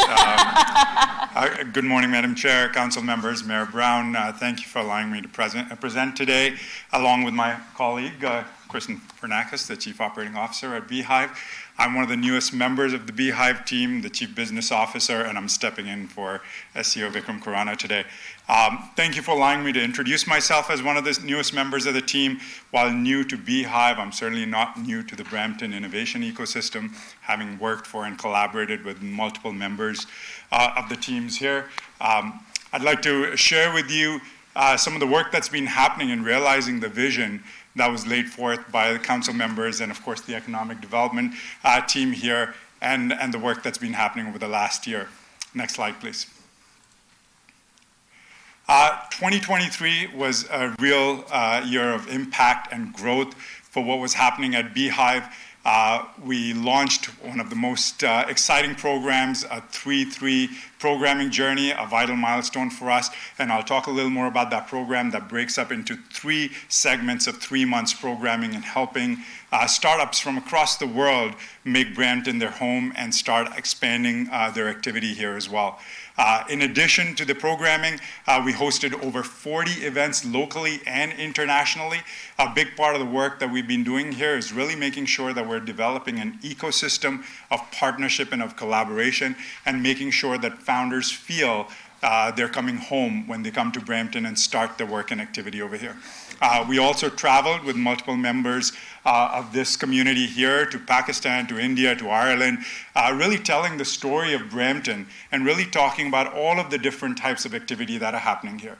As a sector agnostic program, a big part of our work has really been highlighting all of the different kinds of activity, the technological advancements, and the culture that we're building here in Brampton. And I'm proud to say that there's a lot of interest and engagement with the global founder community to start considering how they can be a part of this ecosystem here. Next slide, please. In terms of our reach, we of course launched a series of new marketing activities what you see on the slide before you is really the type of engagement that we're seeing when you look at the traffic that's coming into our marketing activities, plus the outreach that we are getting from different members of the community. We're seeing some activity come from 5 major countries there, Pakistan, India, United States, Nigeria, and we're seeing a lot of activity in the Indo-Pacific region as well. We've now had over 139 countries that have expressed interest in being part of the Brampton ecosystem, and we're continuing to build relationships with them. Next slide, please. Just to give you an idea of the activity that's taken place in the last year, 41 startups admitted to Beehive. That includes about 90 founders from these 41 startups. And I should also emphasize that with these startups come their teams, their family members that are very proud to now call Brampton home. Next slide, please. The 3-3 program that I talked to you about, these are 3 phases that we've launched, and we very strategically thought through about how we've structured this program. We know that when somebody is coming into a new country and making a new home here, one of the services that they really count upon is sounding boards and guides that can help them with cultural integration, can help them with understanding how to set up home, how to set up their offices, they establish their presence for their teams and families. So we put a lot of emphasis on that 3-month virtual program while they're still in their home countries and are taking all the steps to move here. The second phase is really focused on hands-on guidance, advisory services that our mentors and different members of our team provide to them. And third phase is really to put all of that into motion and start their growth strategies. Next slide, please. Our economic impact, over $1 million, just now that we've crossed over $1 million in new Canadian revenue by these companies. 7 jobs have been created locally. And I should also again emphasize that the teams and family members that are now calling Brampton home are living, playing, working here. That's what we're most proud of. Next slide, please. Again, a quick snapshot. 51 founders arrived in Brampton. Over 61 mentor engagements, 54 family members are now calling Brampton home, and over just close to 4,000 hours of touch points we've had in terms of delivering this program. Next slide, please. Just a quick snapshot of our startups. You'll be hearing from one of them, Pico, later today. We're very proud of. Next slide, please. Quick snapshot of pictures. I know you've been through our offices, but it's always nice to highlight all the activity that's happening here. Next slide, please. And lastly, very proud to announce the collaboration with Altitude Accelerator in supporting their incredible work in building an international clean tech program. Thank you so much. Happy to take questions if you have any. Thank you so much. Question from Councillor Tour. Thank you, Madam Chair. Thank you for this presentation again. It's fantastic, all the work that you do. Just seeing all those metrics, it makes us super proud as well to support Beehive. So I won't go into too much of the work that you've done. That's really good and that's amazing. But with foreign entrepreneurs coming to Canada, coming to Brampton. I know you support them as well, but what are some of the challenges you face or they face when they come here? And is there anything we can do to address some of those gaps? Absolutely. Thank you for that question, Councillor Chor. I just got back from a trip from India and have been speaking to multiple members of the founder community in different regions, including Eastern Europe, in the Indo-Pacific as well. And one of the big questions that always comes up is the commitment to certain key sectors.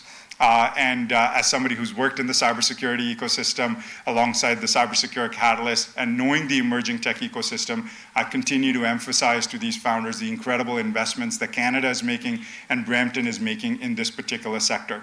I think reinforcement of the promise alongside commitments that are being made, the investments that are being made, is always a question that pops up. I think the other piece to it is really around cultural integration. They are not just moving their organizations, but they're moving with their teams, their family members, and they're always looking towards support. So questions around housing, questions around cost of living are always things that pop up. And again, we often stress how diverse a community Brampton is, how so many different members of the global landscape call Brampton home. And those, again, are things that reassure them, but they continue to want to know that as a nation and as a municipality, we are investing in making sure that the transition for these newcomers is effective and seamless. So those are probably two of the big questions that pop up, and we continue to find ways to address them for them and make sure they feel comfortable. Thank you. And one thing that also I would like to highlight from your slides is, you do your demo days at the end of your your cohorts when they're graduating.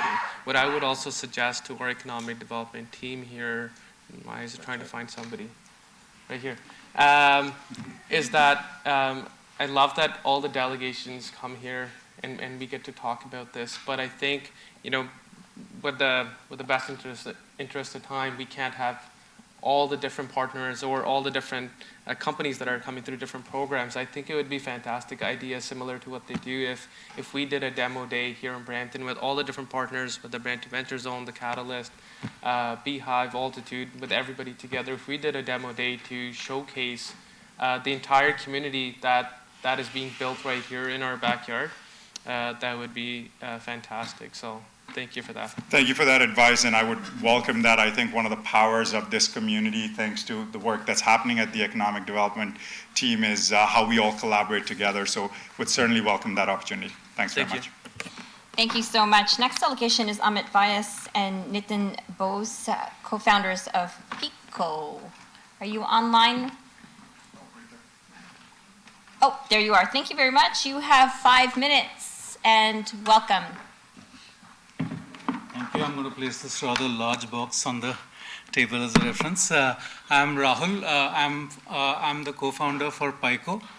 We are one of the startups around 2 years back from Beehive. Pico is a lab-in-a-box solution meant to convert today's doctors' offices into labs. So we enable essentially what is called in-office testing, which we feel is one of the core issues which is faced within Canada, within Ontario, and in Brampton in particular. We started our journey around 3 years back. We made home in Brampton around 2 years back and successfully passed the second cohort of Beehive last year. With this journey, we met a plethora of mentors and other friends who've actually helped us navigate the Canadian landscape. This has also helped us raise over $3.5 million of funding and powering our team of around 25 people. Just as a context on diagnostics tech, which is what we really do, Ontario spends around $2 billion overall in routine diagnostic test spending, of which around $100 million is attributable to Brampton alone, which means the 800,000 plus people in Brampton with the 800 clinics and the family physicians who are treating them, attribute around $100 million. However, having said that, most of that money doesn't really come back into the clinics and the local ecosystem. One of the problems that we see in diagnostics as a whole is it tends to be highly centralized. And the core issue which drives the centralization is the cost of these machines. While I won't get into too much detail, essentially, Brampton alone, which means so one of the core problems behind testing is that any doctor today who really wants to close the loop faster with their patients usually needs to deploy around $20,000 worth of equipment in the doctor's clinic itself, which is one of the reasons why the feedback loop with patients is really long. You end up going to a doctor, you get redirected to a lab, you come back with the results, then start your treatment after that. And with PICO, and particularly when we started out, our goal was, can we accelerate this loop? Can we improve this experience? So in a sense, we built and redesigned a deep tech-based AI analyzer from scratch, which does both what is called cell counting and biochemistry tests. These two category of tests accounts for around 80% of all tests done annually around the world, and true in Ontario as well. So our goal and vision is to enable each of the 800 community clinics in Brampton to adopt low-cost analyzers and close this loop with their patients faster and cheaper. I'm sure many of you are aware that despite the huge increase in populations in Canada, the costs, overall health costs, have not gone down. OHIP billing rates, the test costs are still more or less uniform since 1999. So our goal is not just to reduce the overall capex associated with the device by 10x, but also eventually to bring down the cost of healthcare delivery itself. One of the supports that we require from the council is we want to be running a survey with the clinics in Brampton to establish the exact strategy and validation that we need to land this entire stack within the city. That's it from my end.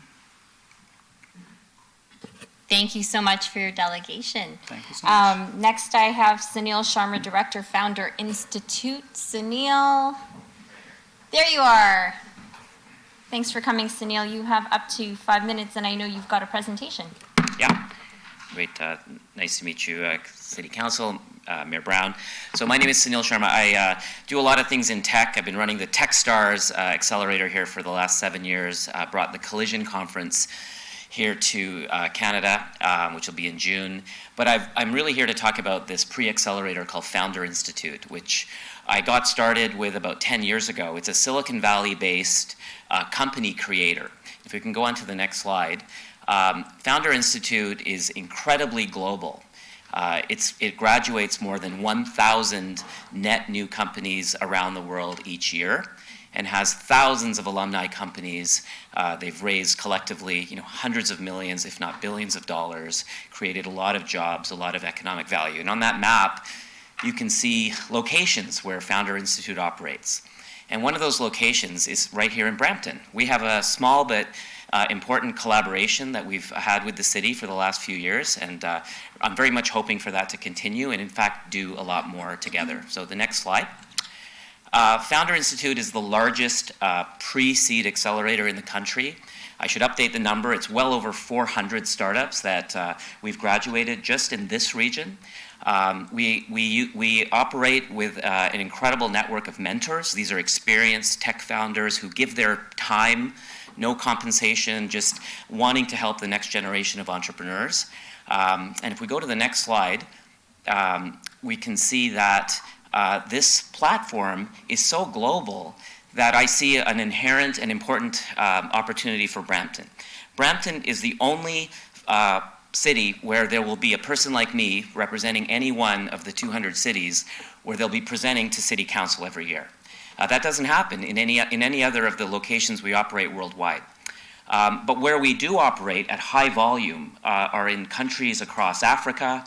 The chapters in Lagos and Abuja, for example, are high volume, high capacity, company creating accelerators. In India and Pakistan, in Bangladesh, in South America, and most recently I'm spending a lot of personal time in the Middle East, in Abu Dhabi, in Doha, in Dubai, in Riyadh. And these are all places that I think entrepreneurs are very high capacity, high potential, and very interested in Canada, just in general. Our country scores at the top of the global rankings of countries where immigration is sought after.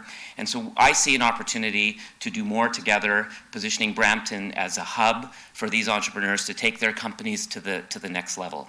In fact, this is a proposal I'm making internally with Founder Institute, which is based in Silicon Valley, to leverage what Canada signals to the world to bring more of our alumni companies. So these are established, on-track companies from across the globe, and offer them an opportunity to expand their business here, perhaps with some support on immigration and company formation here in this city.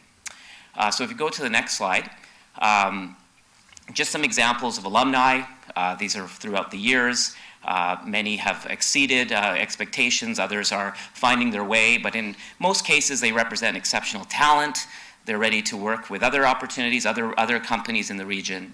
If we go to the next slide, this is the Toronto-Waterloo Tech Corridor. These are just some logos. It's not a complete list, but these are companies that have graduated through the program that I've been running over the past number of years. And when I see initiatives like marketing the region with the Brampton Go, being the Innovation District Go Station, I feel like Brampton is in the middle of the action. There's the Toronto and Waterloo bookends where we see a tremendous amount of innovation and really smart people, a lot of attention.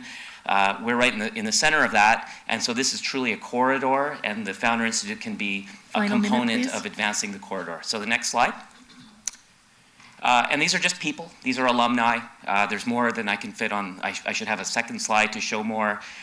These are over many years, but really strong entrepreneurs. You can see the diversity, ethnic, gender, all types of backgrounds, and all kinds of tech companies that they've been launching. So we're agnostic in terms of the industry vertical, but it applies to AI as much as it does to hardware, SaaS software, and really just anything that's a technology-based disruptive company. So I have an alumni actually that I'll bring up next, but I'll stop right there and just be happy to answer any questions. Thank you so much. I have a question from Councillor Tour. Thank you, Madam Chair. Thank you, Sunil, for this presentation. I see the work that you do, and I'm also proud to see that one of your graduates, admittedly, is next door to us now. They have set up an office space. So it's good to see them being supported by your network, and you have a very global network. My ask to you is that the things that we can learn from other cities that are in wherever you have Founder Institute, and I know you'll be doing a lot more work in the Middle East, and have to again discuss that offline. But to get all those learnings and see how we can change how we do things in Brampton, and not just in Brampton, in Canada. Sometimes I feel like we're far behind other cities, other countries in how they're disrupting, in how they're innovating, and how they're supported by governments.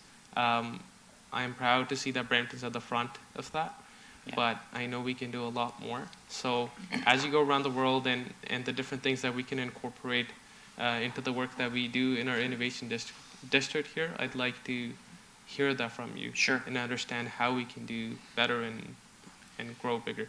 Yeah, and just to that point, I mean, I think the same way, and I look for strategic fit. So, for example, one of my alumni companies and portfolio companies is called PayFi. They're originally started in Nigeria. They're now based here in Canada. They help international students find housing. They de-risk the housing risk for landlords and working with universities, and I believe even today they have a meeting with Algoma, which I was happy to learn about on my drive here to Brampton this morning. So companies like that, and admittedly, they fit the strategy of what the city offers, and there's an opportunity to really work more with certain companies that basically create a win-win-win outcome for all stakeholders. So happy to talk to you more about that at any time. Excellent, and good luck in your new role as well. Thank you. Thank you so much, Sunil, and thank you so much, Councillor Tour. Our final delegation for this section of delegations is Matt Cass, co-founder of Engaze. Matt, welcome. You have up to 5 minutes. Hello, everyone. Hello, Council. Thanks so much for the opportunity to speak today. My name is Matt Cass. I am one of the co-founders and Chief Growth Officer of Engaze. I'm here essentially as a supplement to Sunil's presentation to talk a little bit about and offer a founder's perspective on why programs like Founder Institute and others offered by local innovation partners are so important to the entrepreneurship and startup ecosystem. So I'm going to highlight a few pivotal moments in my company's journey, which, as the title of the presentation implies, started in Toronto. It includes an important connection to Brampton, and as of last week, includes a stop in Munich, Germany. So all of those stops that I've just mentioned kind of revolve around accelerators, some of whom are represented here today. So I'm excited to have an opportunity to talk about how important those connections have been in this company's journey. Next slide, please. So I'll give you a quick overview of the company and to provide you with some context about who we are and how we got here. So Engaze is a cybersecurity startup that provides risk and compliance management solutions to insurance companies and their clients. We feel it's incredibly important work, and we couldn't do it without some of the organizations that are cited on this slide here. Specifically, our organization allows insurers to continuously monitor the cyber risks of their portfolio companies.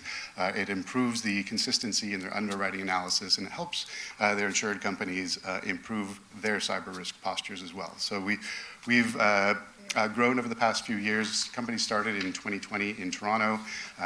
We've since grown to incorporate offices in India and New York as well, and it includes a diverse team and a really experienced and expert management and advisory team as well. Next slide, please. So this gives a really high-level overview of sort of where the company started and where it is today. We started in 2020 at the Founder Institute, and that's also where my personal entrepreneurship journey started. I was with a different company at the time, but I stayed in touch with my cohort mate, Jay, who's the CEO of Engaze. Over the years, and as his company evolved and as my company evolved and ultimately shut down during COVID, we stayed in touch. We connected again in 2023, and that's when things really started to accelerate for the company with acceptance into the TechStars program, which was pivotal in terms of developing the company and its growth, and includes also that actually experience led us to Brampton, to the Rogers Cybersecurity Catalyst, which was pivotal in this company's development. It encouraged us to the mentorship and advice that we received through that program, encouraged us to focus our efforts on a specific industry and a specific area, and that's exactly what we've done, which has led us to some of the opportunities that you see here on the screen. So the C3I Hub is based out of Kanpur, India. It's run by the India Institute of Technology, one of the top technology institutes and schools around the world, and that includes investment, mentorship. It's a year-long program with a really prestigious institution, which couldn't have happened without the Catalyst. And the last one we see here, the opportunity in Munich, Germany, which involves a presentation to a delegation of premier insurance companies. Next slide, please. Sorry, I think there's one maybe in between. So I just wanted to talk briefly about some of the important elements of the Founder Institute program that this company benefited from directly. So Founder Institute is important in facilitating local connections. Final minute, please. One of those connections came through some supplementary homework that our founder had to do during the program. He was encouraged to go out and speak with CEOs of 10 local companies, which he did. That one of those connections turned into a mentorship relationship, and ultimately turned into one of our first customers. So really important development, which is sort of a self-fulfilling cycle. It continues as more entrepreneurs come through the program and develop relationships and look to give back to the community. Another thing I'll notice, since Sunil's already talked about the global presence of the program, is that it creates open access. The startup world can be difficult to get into if you don't have the right connections. Founder Institute, I believe, opens doors to people from all backgrounds to access expert mentors and opportunities through this accelerator program. So I just want to express my gratitude for programs like it and encourage the continued support of them. Thank you so much, Matt, for your delegation, and thank you to all of our partners from the Innovation District for all of your delegations today. We're going to take a photo with members of council, and now that the mayor is here, we'll take a group photo with everyone. So if everyone wants to, if all the partners from the Innovation District, if you make your way forward here to the front. And then after the photo, we will have our announcement regarding the SPAM project. So I'll ask council members to please make your way over there. But before we do, motion from Councillor Tour, Chair of Economic Development, to receive all of the delegations from the Innovation District partners. All those in favor? Anyone opposed? That motion carries. Let's take a photo.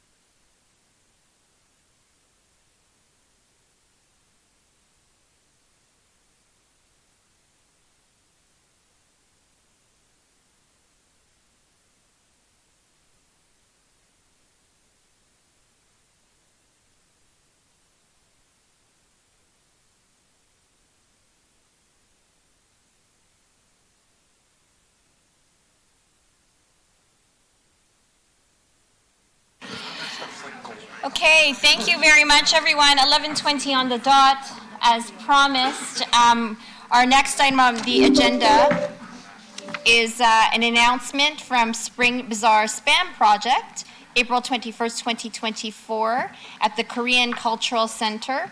And our councillor sponsors are Mayor Brown and myself, Councillor Santos. Today we have with us Paulo Bucod, Jaisel Aquino, Michelle Marasingan, Francis Yelsa, Ryan Orlanda, and Alma Quiambo, Board of Directors of Pinoy Ontario Vendors, who will make the announcement today. So please step forward. Don't be shy. Hi. Thank you and good morning, Madam Chair. Honorable Mayor Patrick Brown and members of the Honorable Chamber, good morning. So we are the Pinoy Ontario Vendors, a group of Filipino business owners here in Ontario and GTA. We consist of more than 500 business owners members. So every year we have 3 major projects. First, the Spring Bazaar, and then we have the barbecue party and the gala night. So first, we want to invite everybody to attend our Spring Bazaar project this coming April 21. The Spring Bazaar project will be discussed by our OIC, Officer in Charge for 2024, Ms. Madam Jaisel Aquino. Thank you very much.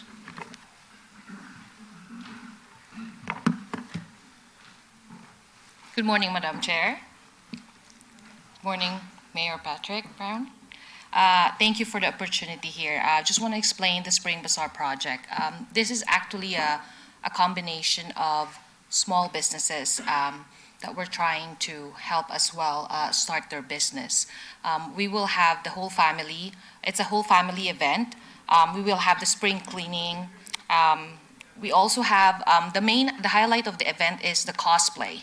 We're gonna have it in the afternoon. This is the first Filipino cosplay in the GTA.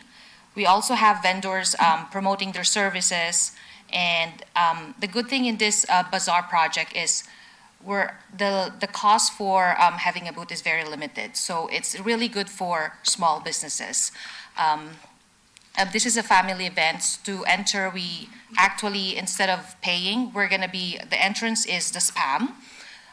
So for 3 years old under, it will be free.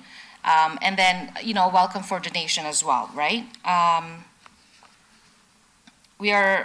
And all the spam that gonna be collected will be donated in the Philippines, like Luzon, Visayas, and Mindanao. We're gonna be helping especially the remote areas in the Philippines. Do you have any question? Do you wanna talk about the spam project? Do you have any questions? Yes.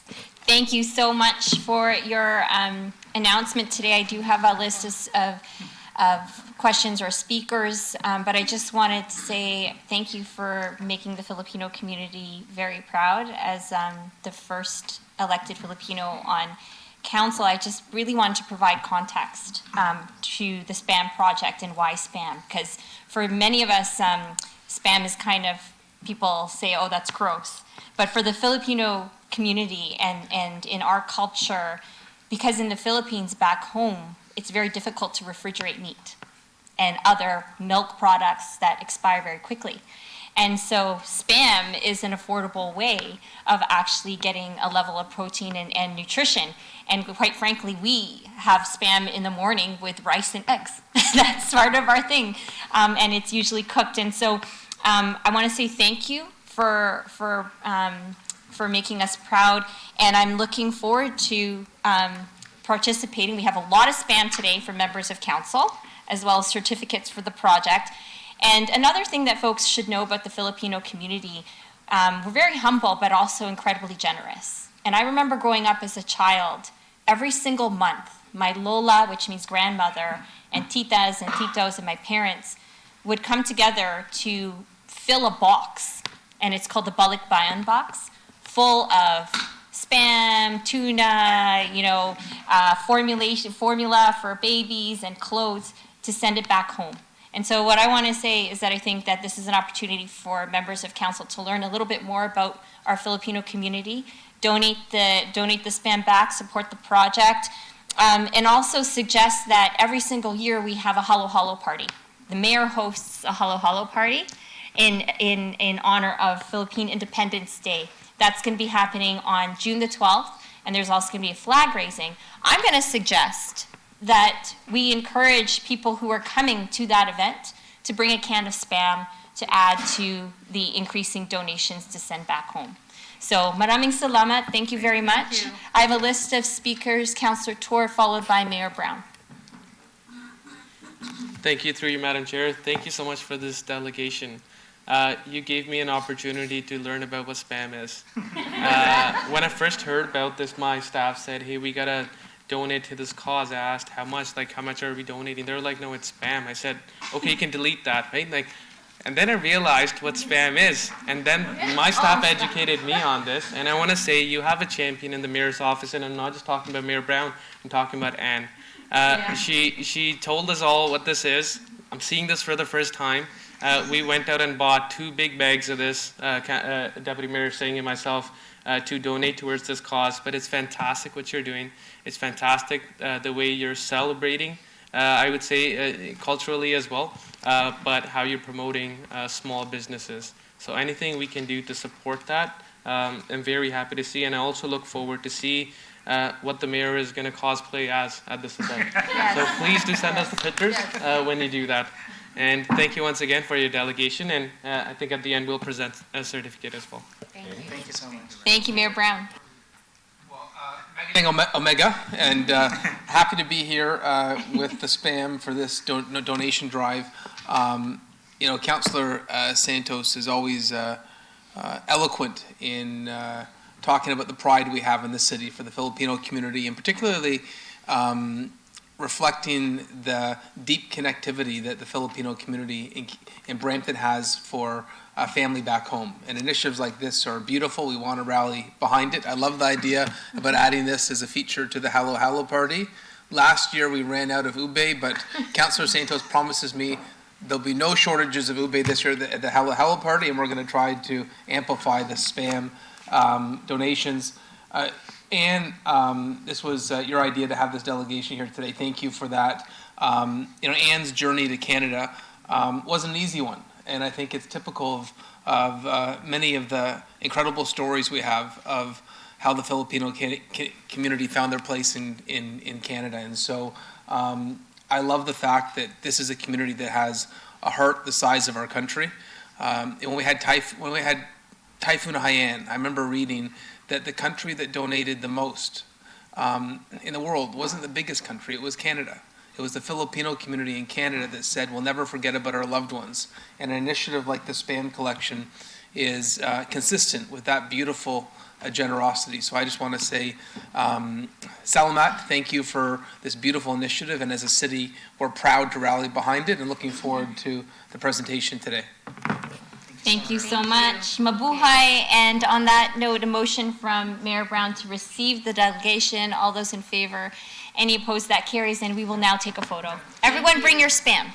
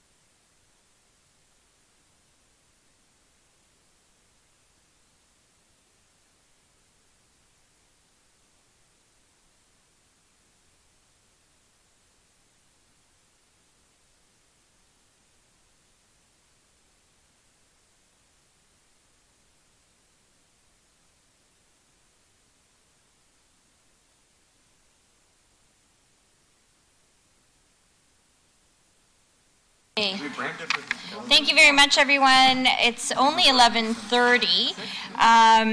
And so I think that our next delegation is 6.2 delegation from Ademi Kilikume, founder of Tempo Incorporated, regarding newcomer affordable housing and strategic newcomer housing from red zone to green zone.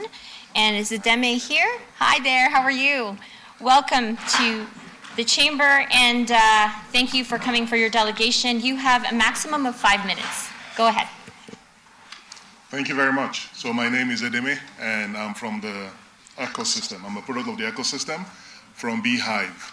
We started our journey about 2 months ago. On the first day of February 2024, we launched a Tempo platform.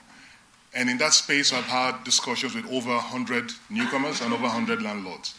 And we kept on getting the same feedback from the newcomers. The need for them to provide credit report. The need for them to provide 6 months bank statement. The need for them to provide this and that before they can get access to affordable accommodation. And on the flip side, for the landlords, we experienced the same challenges. The landlords always needed to meet up with the mortgage payment because of the interest rates and ensure that the house is well maintained. Next slide, please. So this is the story of most of the people that we met with. People like Laura, who just got into Canada and struggled to be able to get a place to stay. And you know, it's a problem happening even today as we speak. Next slide. Same thing with Raj, the landlord, who is also battling to meet up with mortgage payments and other commitments that they have to make, even as we speak today from the engagements that we've had with the various landlords that we've talked to. Next slide. So what have we done as Tempo? As a platform, we came up with a solution that tries to address some of these concerns from these two critical parties that will help to unlock the challenges that we're faced with in the housing space right now. For the host, we are providing guaranteed monthly payments on the rental and ensuring that the guests are verified. In addition to that, they get a video log of the property. Now, the essence of that is a lot of times a landlord rents out a place, and 12 months down the line when they go back there, they meet real mess. They end up using about 6 months rent that they earn from the property to put back into the property. So, I mean, it's a waste of time. With our video log solution, they are able to get monthly updates on the state of the property that the newcomers are living in. Now, on the other side, for the guest, we ensure that every guest, we verify the landlord, that the landlord's accommodation. So we make sure we go there, we meet with the landlord. There's a lot of scam going on some platforms that are currently in the marketplace. Beyond that, every guest has the opportunity of having a virtual tour on the platform to see what the house looks like before they make a booking. And with recent announcements by the Prime Minister, we are working with Equifax to ensure that every guest, every payment they make for rent adds to building their credit score. So in the space of 6 months, if they stay with us, they're able to be prepared to go into the long-term rental market and rent the house of their choice. We have a house point system on our platform that also ensures that every guest gains points that will unlock a landlord reference for them. So the whole idea is that this is a transitory process for them to be able to unlock long-term housing. Next slide.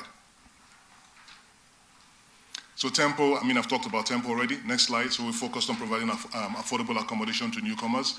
We are working with various stakeholders in the ecosystem. We've made payments. We started in February 2024, and with 8 rooms. Today we are already crossed the 50 rooms mark. We are approaching 100 rooms mark, and we're working to see how we can hit our first 1,000 rooms before the middle of the year. Next slide. We have created 2 full-time employments in this process, and we are currently onboarding about 5 new interns from one of the local universities. Next slide. And we partner with the local food chain, African food chain, to provide food on a monthly basis to some of the shelters that are in this environment. Next slide. We align with the city's goals of affordable accommodation, and we have an initiative where we want to see a situation where most people that are living in the red zone can move closer to the green zone, and if the city can provide some support to incentivize the process and decongest the cluster of people living in the red zone and switch over to the green zone. Next slide. Next slide. Already talked about this. We currently, go to the next slide, we have about 40 people living in accommodations from different countries. Next slide. And now the ecosystem in Brampton is really important. We are just 2 months old, Final half and the minute, reason please. we've been able to achieve the milestone that we've achieved this period is because of what we find in the system. So from the Be Ready, from Usha Srinivasan, to the BEC, Daniel, to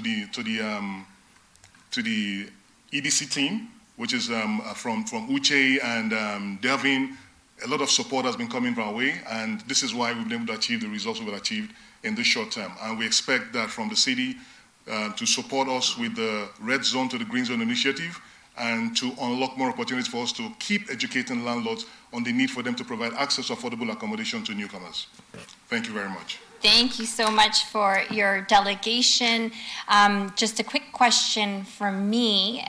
Are you aware that we have started a pilot program here in Brampton regarding rental licensing for Yes, we do. landlords? Yes, we're aware. Perfect. Yes, we're So it'd be great if you just shared your contact information with our team, because that program is being piloted in very specific areas. And I think you might want to add some of that licensing, certain landlord requirements in some of your technology you have So here. what we do also, we have a team that can help the landlords to facilitate the process of registration. Not everybody has the time and the energy to go through that process. So we have a team that can support them in making it smooth and faster for them to get onboarded on the system. Great, thank you very much for your delegation. Couple questions, Councillor Pleshy, followed by Mayor Brown. Thank you very much, Madam Chair. Thank you for your delegation. I think this is absolutely amazing. I can see how this will help anybody that's renting apartments or anything from, whom we talk about and who we try to help and support. So I think this is a fabulous tool. This is very innovative, and I can see that this is going to be extremely successful, especially if you're working with Equifax as well. Yes. So something that the business side of things uses often. Yes. So yeah, I look forward to seeing more from you, and anything we can do to help and support, please let us know. I mean, the good thing is that just to resonate with what you're saying, all the newcomers that we've housed since we started, they've all given us very good reviews. The landlords, the first 2 landlords that we worked with, they've recommended other landlords to join the platform. So Amazing. It was very tough initially to convince the landlords to not dwell on credit reports, 6 months bank statement, DNA, this and that. But now they're beginning to listen and see the benefit of what we're trying to push, because most people here were once newcomers. Yeah. And if you don't unlock the system, unlock the opportunity, then, it's not going to happen. The government cannot fix the problem overnight. But you have a lot of stock in the market, in rental units, that landlords are waiting for the perfect tenant. But this is a situation where we're trying to de-risk the process to make it possible to unlock that opportunity for them. And that's the biggest thing, right? As a landlord, you're looking for that perfect tenant. And as a tenant, you're looking for that perfect landlord. Absolutely. Now, there are, bads in the world on both sides of it.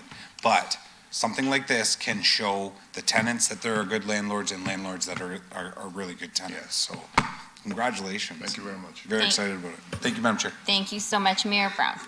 You just say very briefly, great presentation, great idea.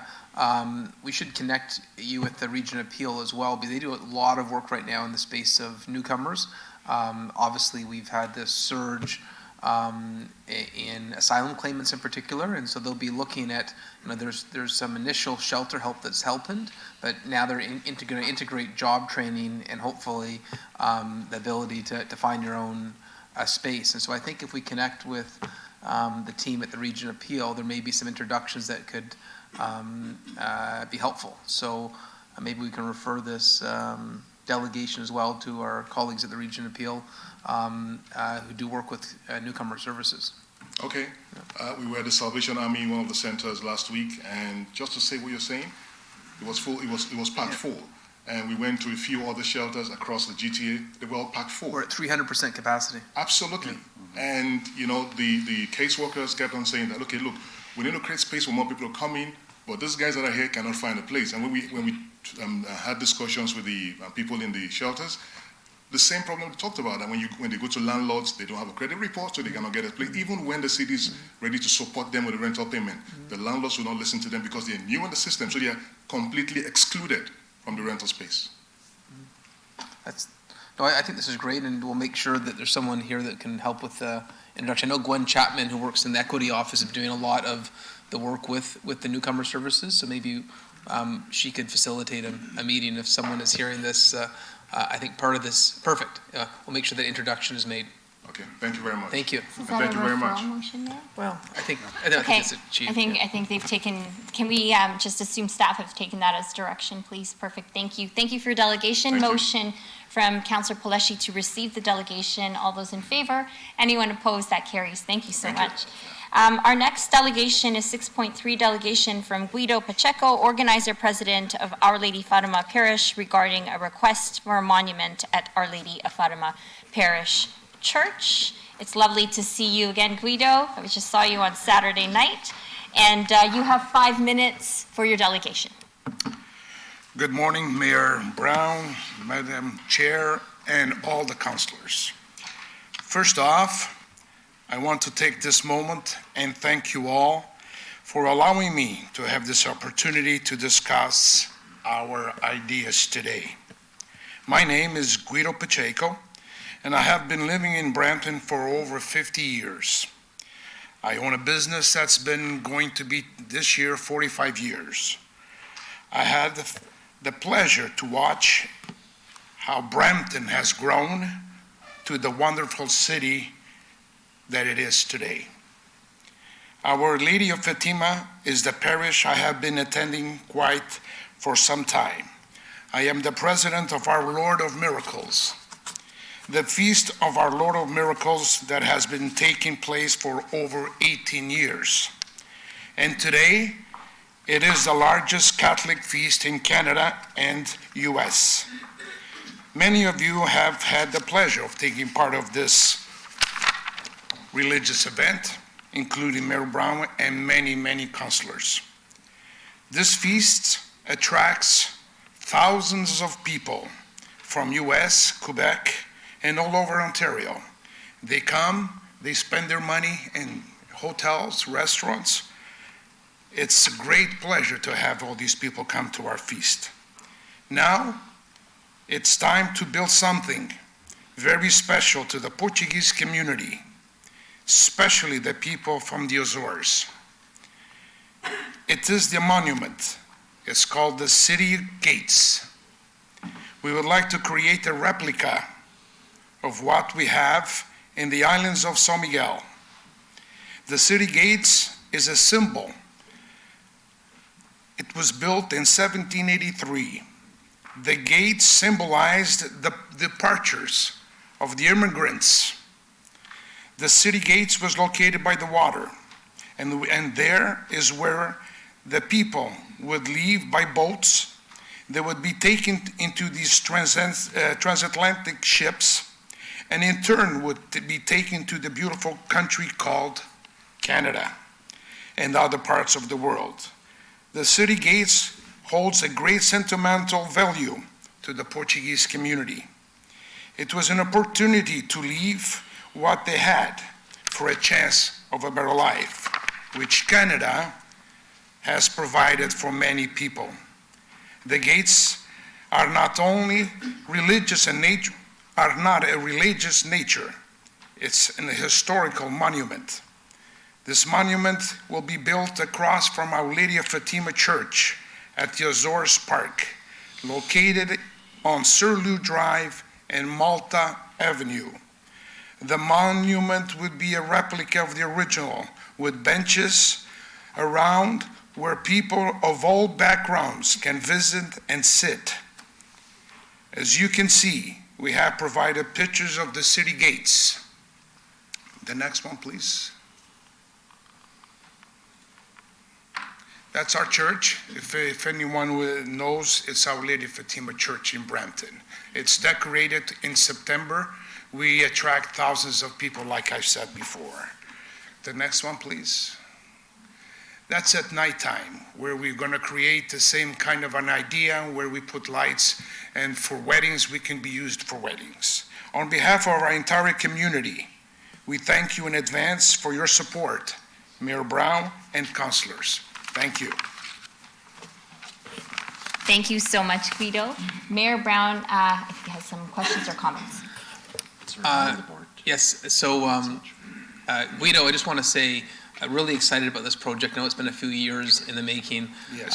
But I remember sitting with Councilor Medeiros and Councilor Basante talking about this 3 years ago when we were actually at the Web Summit in Lisbon, and I had stopped over in the Azores and just blown away by that connectivity between and why for some reason in Brampton we have such a large Azorean community. And there's something unique about Brampton that, for a country as big as Portugal, that one island has such a strong presence in our city. And it's not just at Our Lady of Fatima Church. I know Father Liberio, of course, at St. Mary's is also from Azores. And the more you go around the city, the more you visit sort of the restaurants and the community centers, there's just this connectivity. So I love this project. I hope it's going well. I know I've been in a few briefing meetings on it. I know there was the one issue about some trees we have to replant, but hopefully all the barriers are removed and it's full steam ahead. Yes. If any member of council hasn't seen that annual parade, it brings people in from all over. It's a tourism attraction. Yes. And you're the person in charge of it. Yes, I am. Everyone tells us, talk to Guido. He's the person who organizes everything. So, And this will be another project to go along with our church. Yeah. It'll be another just tourism across from draw. the Yeah, churches another too. tourism draw for the city. So, send our best to Father Andre, and I just want, as mayor of the city, say how excited I am to support this, and looking forward to having that parade when afterwards we can go to the park and have this replica. Thank you very much. I'm not sure, Councillor Basante or Medeiros, if there's any additional direction that we need, but I hope that this project is full steam ahead. Thank you very much. I appreciate that very much. Thank you, Mayor Brown. So, Councillor Medeiros, go ahead. Thank you very much for you, Madam Chair. Thank you, Guido, and certainly you've said everything. I think the significance of the doors are really special when you talk about that's where immigrants left. And, I just want to recognize Brampton Council because without even thinking about that, just the other day I was thinking, well, we approved Azores Park, so these doors are going to be at Azores Park. It's across the Portuguese church, and this essentially becomes the most Portuguese corner of Brampton without even knowing. So I think something really significant is there. More so through you, Madam Chair, is just if you can just speak to the financial support, because sometimes I don't want to leave the idea that, the city, all the support we're giving, but this is really going to be about a lot of groups coming together, private donations, a community rallying to support this cause. So if you can maybe just a couple of words around that. 100%. Almost 100% will be by all the community, contractors, builders. Local 183 is involved in this project. So the total cost, well, we're hoping that you guys can help us up a little bit or something. But the majority, 99%, is all by contractors that we know from the community, from the Portuguese community, and other companies that would like to be part of this project, yes. And thank you, Madam Chair, and just kudos to staff, everyone involved, because I know there's some technical issues, but I know staff are very eager to help that. So thank you to Council, to Councillor Keenan and Mayor Brown specifically for the support, and thank you very much for coming here. Thank you. Thank you very much. Thank you. Thank you so much. 1 second, Guido. Councillor Vicente, and then I have something to say as well at the end. Councillor Vicente. Thank you very much, Madam Chair, and Guido, thank you so much for you and the community coming here to work with Councillor Medeiros, the mayor, myself, and other members of council. We wholeheartedly support this. We can't wait to see it opened on the first day. And today we are all Portuguese supporting you. Obrigado. Thank you very much. Obrigado. Obrigado. Thank you so much. So, this is exciting because in the Filipino community we had a monument of Dr. Jose Rizal, which is our hero in our community. But I was, as chair of community services, I was briefed from staff because after the fundraising dinner on Saturday and the conversation we had, I think there was a conversation about timing. And so I did follow up with staff, and I just wanted to get clarification just so that folks know about timeline. So question over, I guess, to Commissioner Boyes. It's my understanding that the Region Appeal has some water main work happening through the park this summer? Through the chair, yeah, that's correct. It's a sanitary sewer project scheduled to start in June and then would go through next spring. where the park will be So just- offline and there's So some. timing-wise, I think just to be realistic, because there's work happening in the park, we wouldn't want to start anything during that construction period. Okay. And then the only other piece, I think, or was that the only one? The light poles. Anyway, I know that there's some technical The light issues. pole, that's a major, because it's right in the middle of the Yeah, park. so those details will be worked out, and I've seen things being worked out accordingly in the past on some of these things. We also have a report coming back to council in May regarding all of our monuments in the city of Brampton, which is great. And so I guess I turn to staff. Should I be referring, or should Councillor Medeiros be referring this back to staff for consideration and a report back?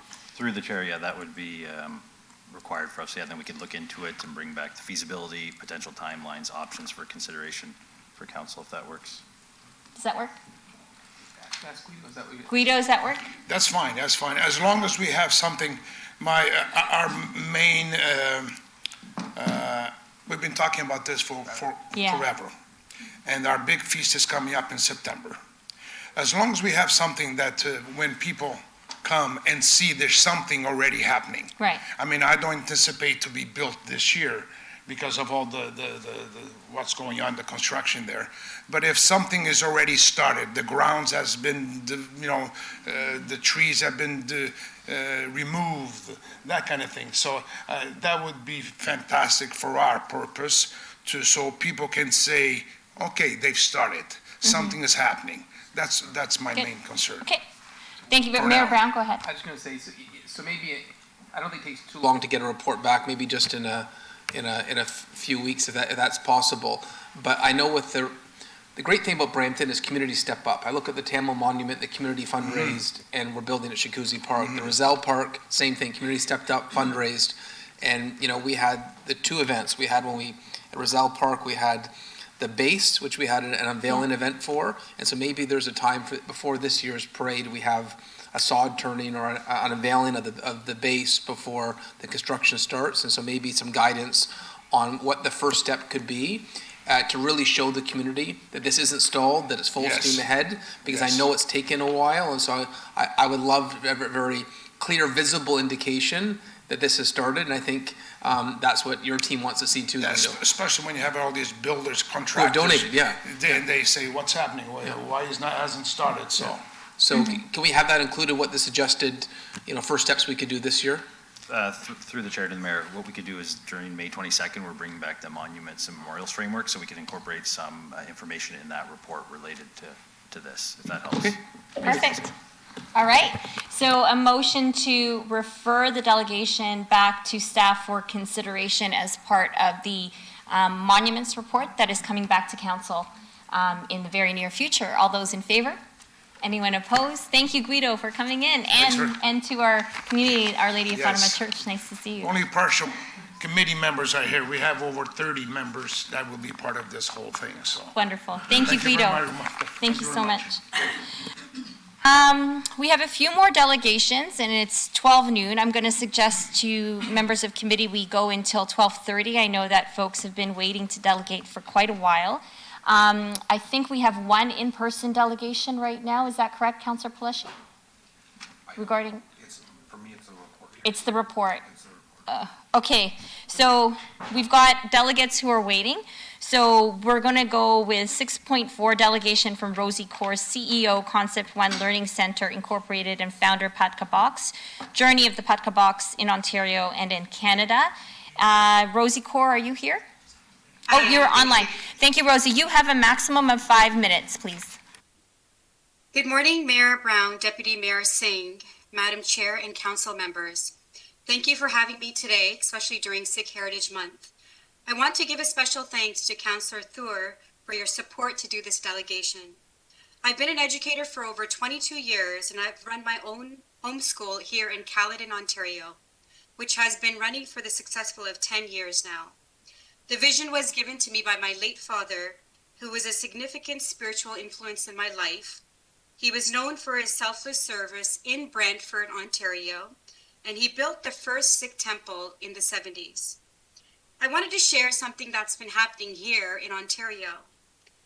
It was on February the 4th, 2023, when a teacher called me asking for assistance on a student whose patka came off. The student did not know how to vocalize, and she did not know how to retie the patka. This teacher called me to ask me if I was able to assist her. The only option that I had was to do a video chat over WhatsApp. I helped her by taking off the patka from one of my students and helped her through the process. To see the smile on the student's face and the smile on the teacher's face made me realize that many educators were unaware of how to do this. Later that morning, the teacher called me and thanked me and asked if I had a resource on the patka in a given case where she needed assistance and I was not available. I needed to find a way, so I decided that night to create whatever I could in my studio, whatever materials I could find, and I have launched now in Ontario. It's called the Patka Box. In this Patka Box, you will see a story about a child with his colorful patkas going to school, a craft that teachers can implement to use as an activity during Sikh Heritage Month, Vaisakhi, 2 cards explaining what the patka is and its significance, and 10 steps on how to tie the patka in case I'm not available. A patka is a head covering worn by Sikh boys. It's an essential part of the Sikh faith, symbolizing humility, respect, commitment to the Sikh way of life. Before using this resource kit, there is a mandatory professional learning that I have created for all teachers at no cost to understand how it is used effectively and to address any questions they may have. On February the 5th, a day after, CBC messaged me on Instagram. At first here I'm thinking, I wonder if this message was created by AI, but it wasn't. I spoke with the CBC producer and they wanted to do a story on the Patka Box. Here I'm thinking, there is no story, the movement has not happened, but they insisted on coming over to share the story of the Patka Box. Once CBC aired this story, over 400 schools are now using the Patka Box all across Ontario, Canada, the UK, and the US. The learning and understanding of the importance of Sikhi and students in their schools. To this date, 5,000 boxes have been made. Many people have asked me where my warehouse is, who helps, and my answer to them is, I am my only boss. A few months went by and I started to look deeply into writing books about the Patka also. How can I help affirm the identity of Sikh students in schools? So I wrote 2 books. One is called Knots of Identity, which are Patka poems, and the other is Knots of Confidence, which are Patka affirmations. These books were launched last Friday at the Indigo chapters on Prairie Edge Drive, where I was so appreciative of Councillor Tour to actually 30 seconds. support me. This was a big day for me, as I've been waiting for many, many years for this. I also want to mention a belief that my late father shared. You'll help the growth of kids psychologically. I didn't understand that at that time, but now I do. I know that my late father is walking beside me every step of the way. I am so grateful for this time with all of you as we celebrate Sikh Heritage Month and to also share my story with you on the Patka Box. Thank you. Perfect timing, Rosie. Thank you very much, and happy Sikh Heritage Month. I've got Councillor Tour followed by Councillor Brar. Oh, Councillor I'll Tour followed by Councillor Brar. Go ahead, Councillor Tour. Thank you, through you, Madam Chair. Thank you, Rosie, for your delegation. My apologies. I think I should have referred you to do an announcement instead of a delegation. We could have heard you much earlier. Happy Sikh Heritage Month. I'm so proud of everything that you do. And I was proud to be at your book launch as well. 2 fantastic books that I hope one day my kids will get to read. I wanted you to come here and just highlight the Patka box and what it truly means and how it is in every school board in Ontario and GTA now. And I hope that grows even more for, just for my council colleagues. When I was a kid going to school, you have a top knot, you tie your patka, and if you were either playing or, with other kids and an accident happens or whatever happens, if your patka ever comes off, if your hair are just open, it is like the end of the world. Like, you don't know what you're doing. You're like, you feel naked. Like, you feel like the world's just watching and you don't know what you're going to do about it. As a kid, it could be very traumatizing. And as you grow up older, you get over that. But as a kid, I can't imagine how you go through it. And a lot of teachers face that challenge where if this happens to one of their students, they don't know how to respond to this. So I'm glad that, Rosie took that initiative of coming up with the Patka box. It's a fantastic tool that teachers can use. If daycare is any other workplace where you have kids that tie a patka, it is a very easy toolkit basically to mitigate that when that happens. Make sure that the child doesn't feel alienated, doesn't feel they're sticking out now because of what's happened, and making sure that they have a safe environment when they go to school. So just want to say thank you, Rosie. Thank you for presenting this. Thank you for highlighting your work, especially during Sikh Heritage Month. And I hope that you continue to grow and we see more places adopt this as a toolkit. And I'm sure it's going to be contagious. It's going to go beyond the Canadian borders. And wherever you go, we would be happy to cheer you on. Thank you.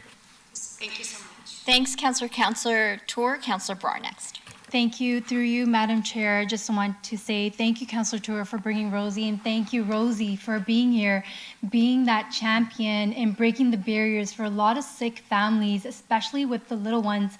For my experience last year, I received an email from my son's school saying that they're going to be participating in swimming.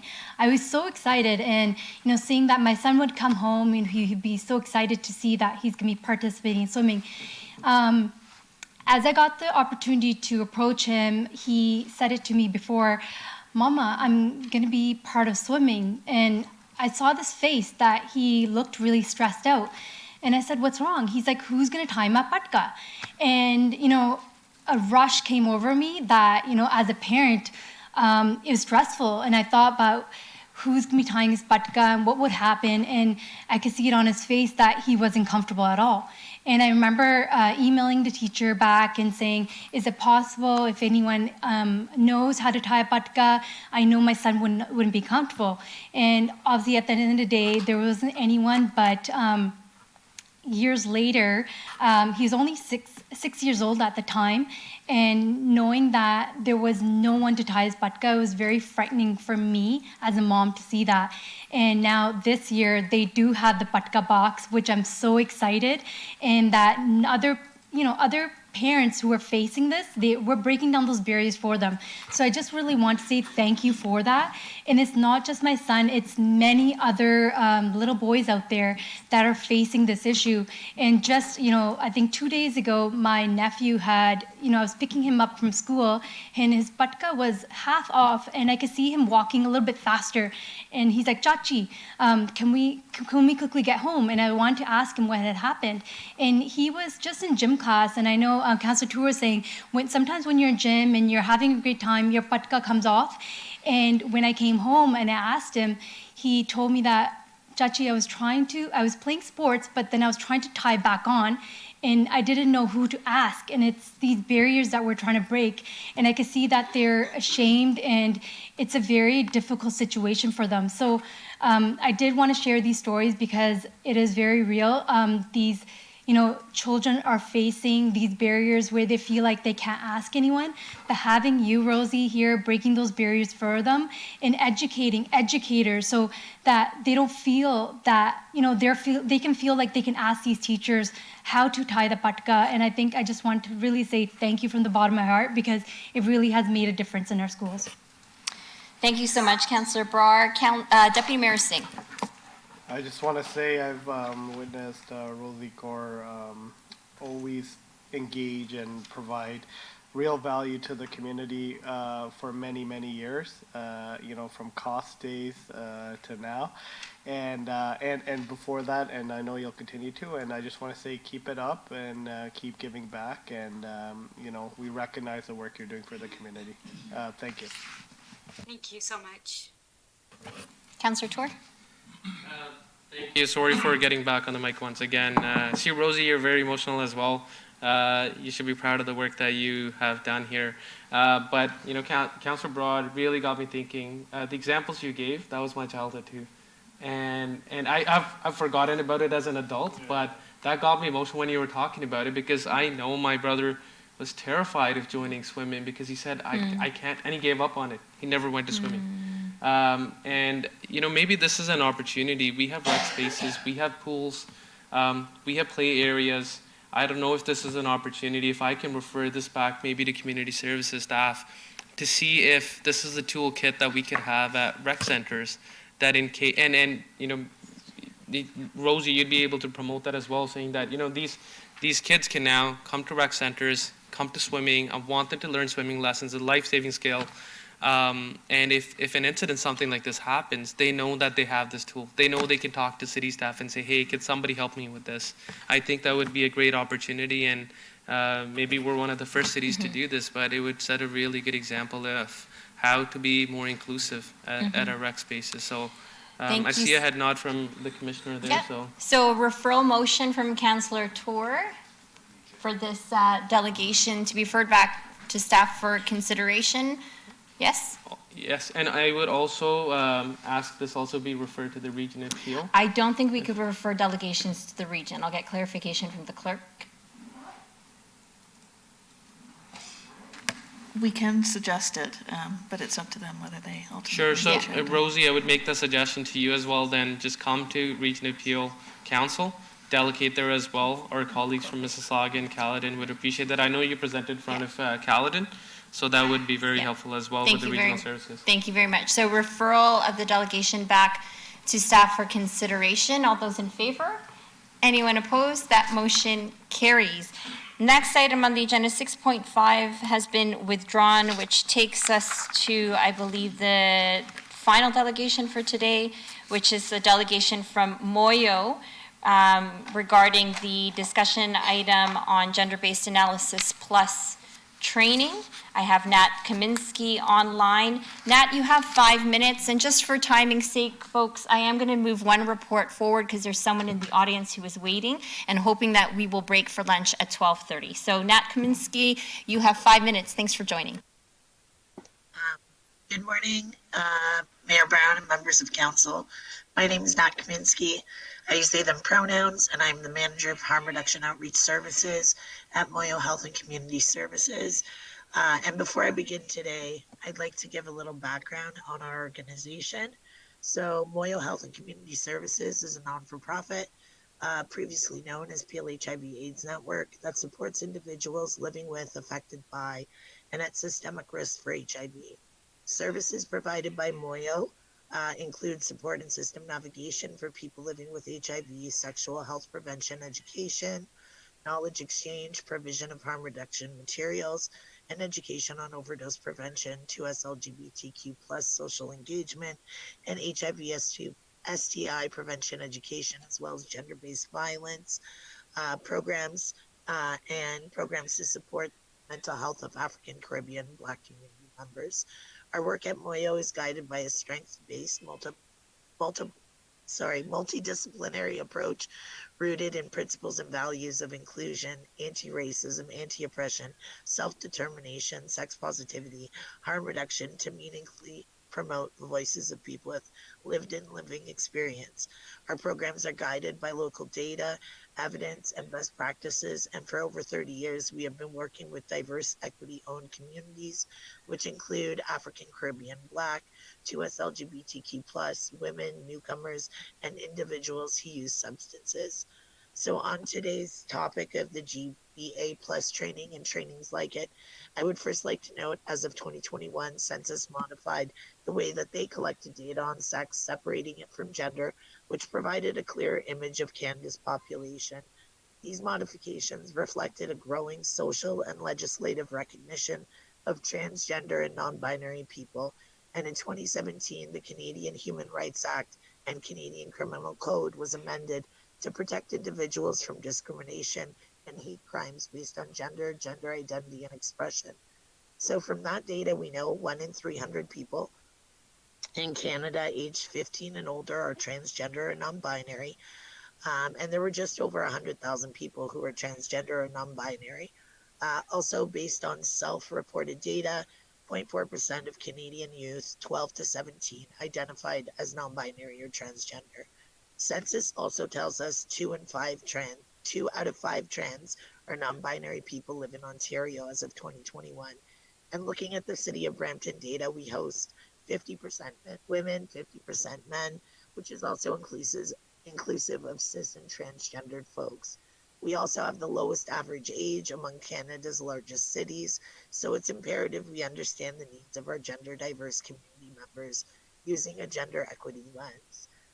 So as I said in my intro, I'm non-binary. I'm also someone who spent the greater part of my life in Peel and know all too well the impacts of gender and identity on a person's experiences of community.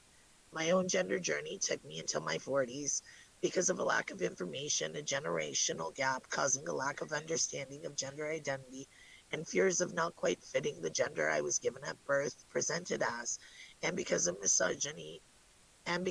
misogyny I experienced in my life.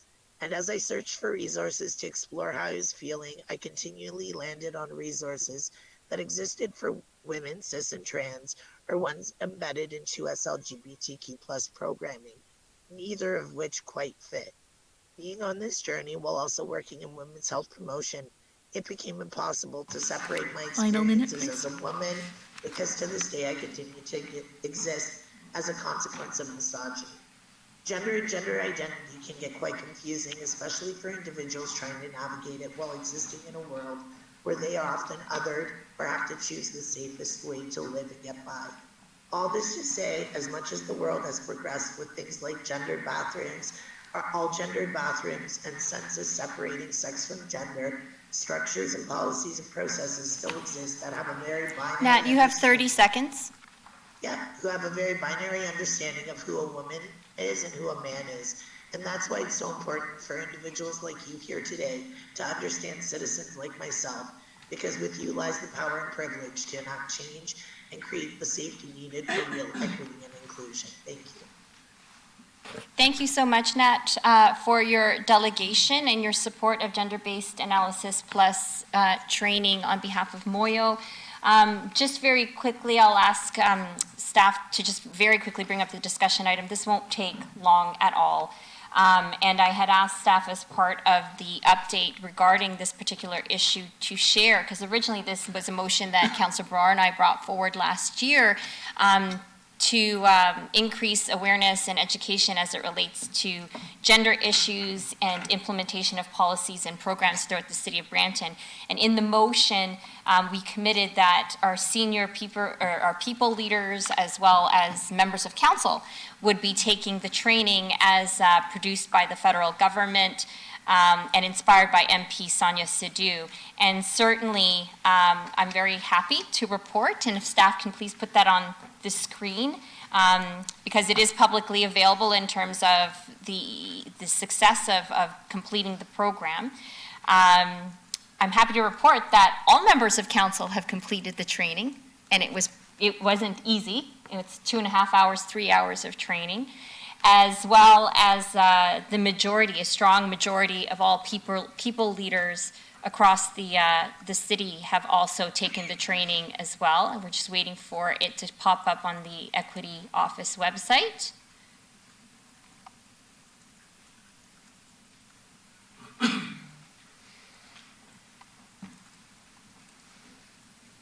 Yes?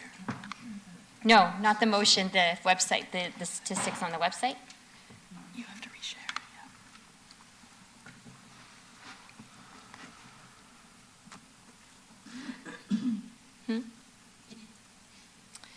So if you scroll down, there is a chart that shows our rate of completion.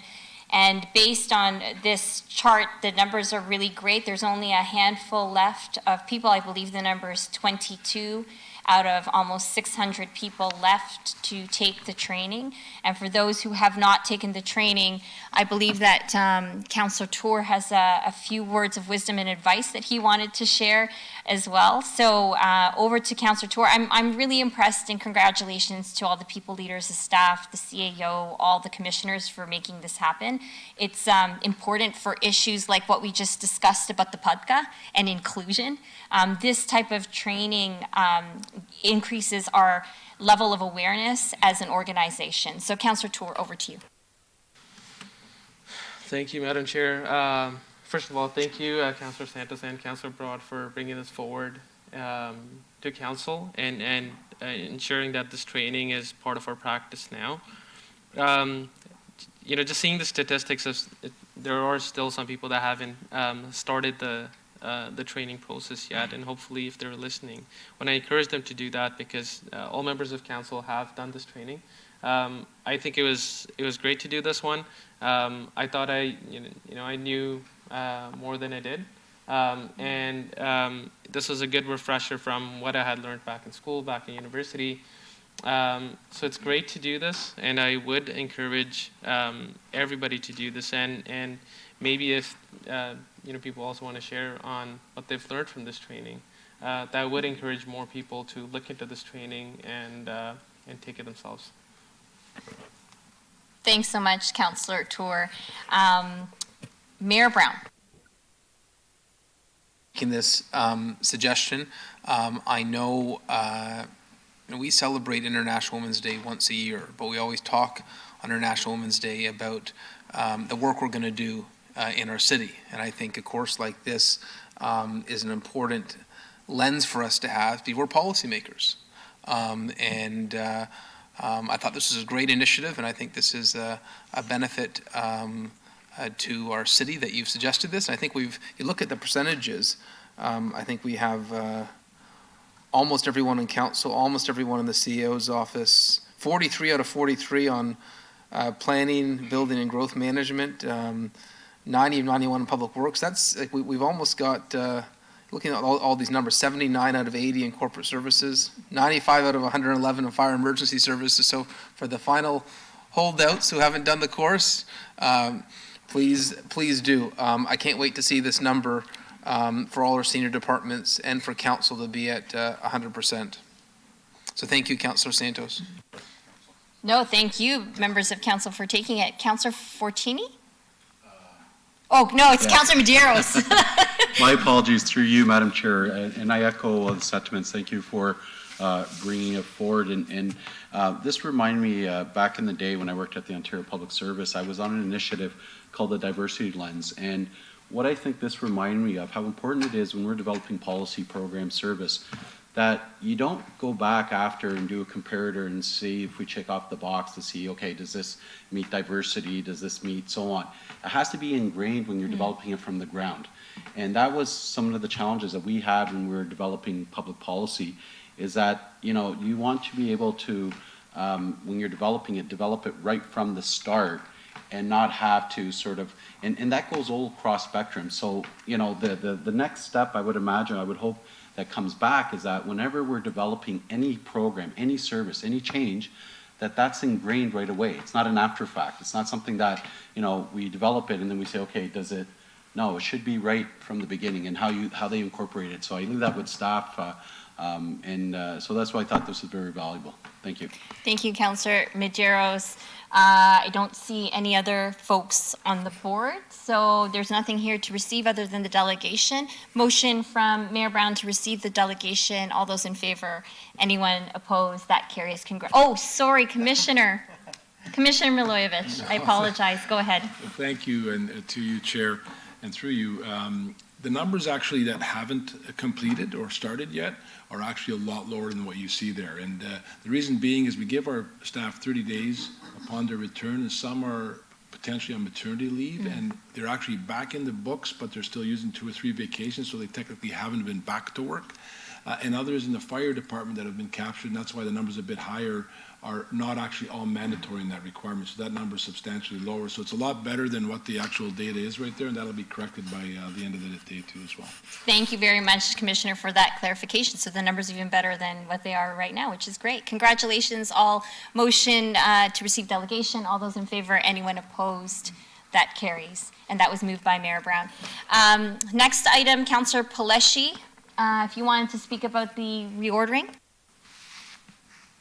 Thank you, Madam Chair. Madam Chair, we have a gentleman in the audience today that has been sitting, waiting patiently for some unbelievable, amazing news in a report that's way down in kind of the next to the bottom of the agenda. But if we can have the Home Opportunities Report come forward. I know Councillor Tour held it.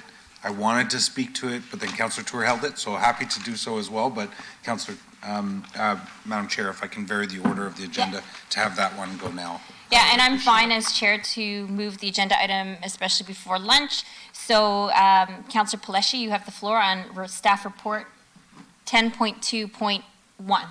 Held by Tour, but Paleshi can go first. Thank you very much. I'm super excited to move this report. I can't tell you how hard, staff have been working on this from finance to planning to the CAO's office to everywhere right across the organization. It was all hands on deck. And this is going to change, I think, the face of affordable housing. Certainly, I think that,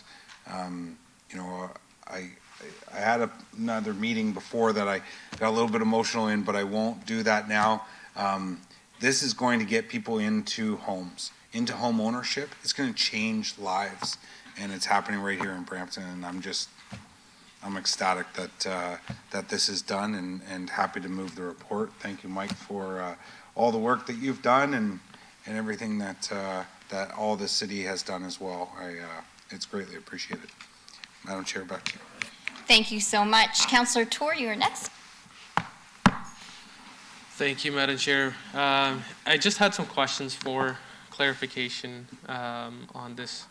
I see that there's two figures that I see in this report, the $14 million and the $18 million. Could you speak about those $4 million on, are those part of the original application for the Housing Accelerator Fund?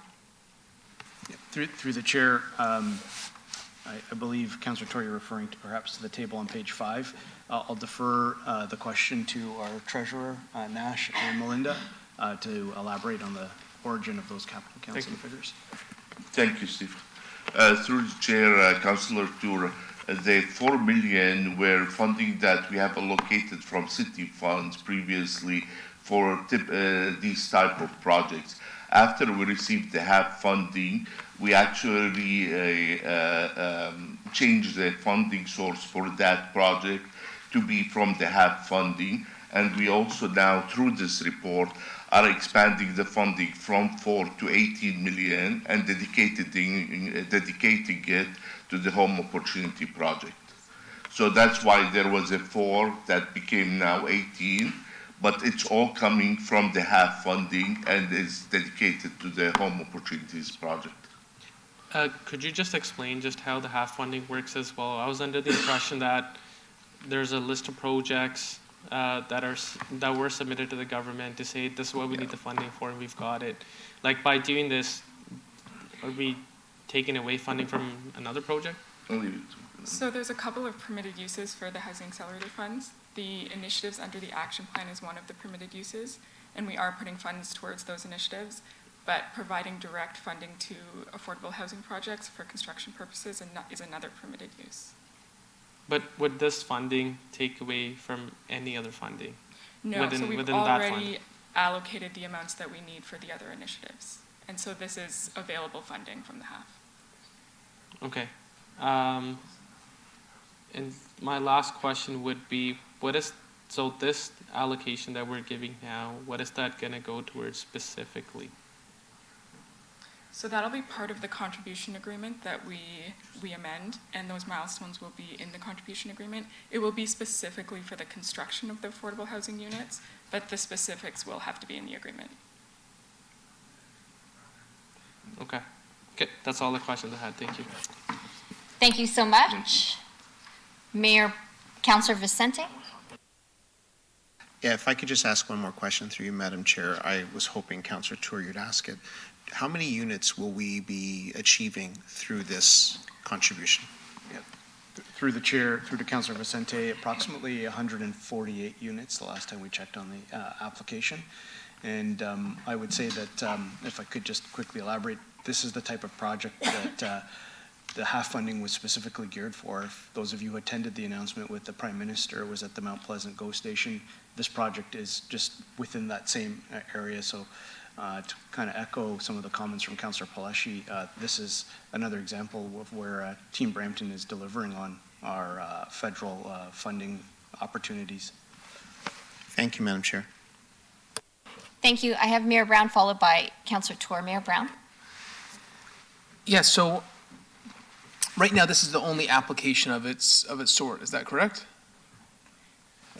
Through the chair, this is the only application currently. We did have an application, well, we did use some of the half funding for the Habitat for Humanity. If you'll recall, that was just on the heels of the half funding announcement. Yeah. But right now, this is the only application in the pipeline of this sort.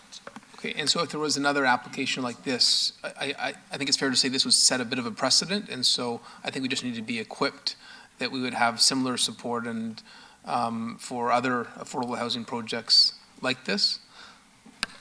Through the chair, through to you, Mayor Brown, exactly that. And certainly, you'll see in the report some mention of criteria that will have to be applied to projects going forward. Staff will be bringing back some criteria for council's consideration for future projects. Okay, and maybe, you know, since we're adopting this, you could just maybe, when this comes to council next week, just include what those sort of general principles are for the criteria, so that when we ratify this $19 million, it's understanding what we're sort of creating a context for. I'm sure there'll be others that want to replicate this because this is generous. Is this on top of the development charges that the city, is this on top of development charges being waived? Through the chair, I'll defer to the treasurer to speak to that in terms of waiving the DCs for this particular project. Or is this for the DCs? No, this is for the construction of the affordable housing units, the 148 units. Through the chair, Mayor, it is on top on the development charges. I don't have the exact number for the development charges at this point. So the development charges were waived on this already? That's the intent. Through the application, that will be done. Okay. Sure. And the application fees. Okay, so just, you know, this is obviously Brampton taking a very significant step to build affordable housing. So this may entice others to want to do the same.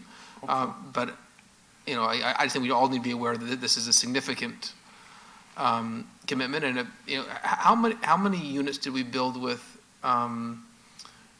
Habitat? Through the chair, through 30, Mayor was it Brown, 38 if I recall? It was around 27 units.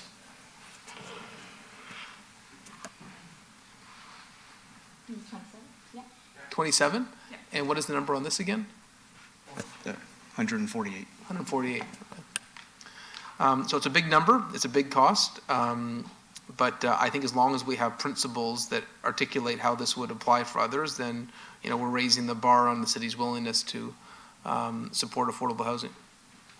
And if I could just quickly add, I think it's important to note part of staff's rationale for recommending this amount was the history that this application has had with the city predated the half funding.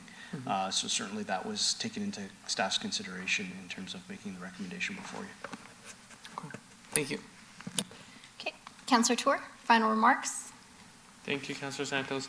The other question I just had was, I see in the report it says that these affordable units, 75% of the project will be affordable units, and they will stay like lifelong through the project. But there's also wording around that as long as those units are within their network, within their portfolio. So not necessarily just this project. Is that correct? Through the chair, I'll defer to Melinda to elaborate on that, but I understand that basically the tenure of the affordability stays with the owner for the unit. And we can get some more details from Home Opportunities and get that to you as well. What I mean is like these units will stay affordable after they're built, like in terms of as rental units. Yes, the model, they're not rental units, but the model is meant to keep the units affordable in perpetuity. Okay. Thank you very much. Any further questions or comments from members of council? I see none. We have a motion moved by Councillor Paleshi to approve the report recommendations. All in favor? Anyone opposed? The motion carries. Thank you very much, and thank you, Home Opportunities, for being here today. That brings us to 4 minutes late from wanting to break at lunch.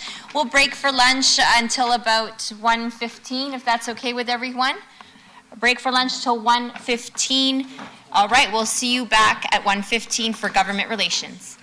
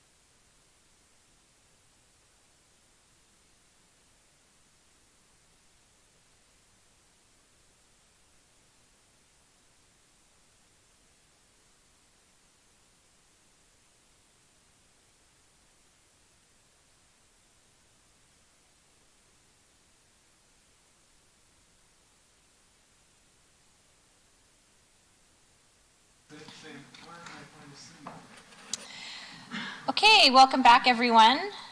It is 1:16. The next item on our agenda today is 7.1, a staff update regarding government relations. And we have Andreas Hoffman, CAO's office, who's here for a presentation to Committee of Council. Hi, Andreas. Thank you and good afternoon.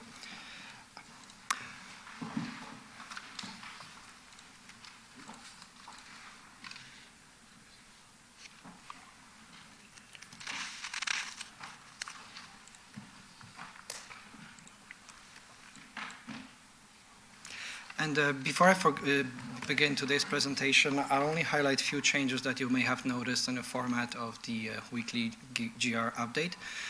We have shifted towards focusing more on relevant information with tangible impacts on the city or municipal sector, and where possible, we'll make a greater effort to highlight any direct or indirect implications for the city, as well as we'll strive to include additional analysis that will maximize the value of a presentation and make connections to city priorities. And I'll begin today's presentation with regional updates. The Regional Council is meeting this week, and we have identified several items to flag for you. We can move to the next slide, please. Thank you.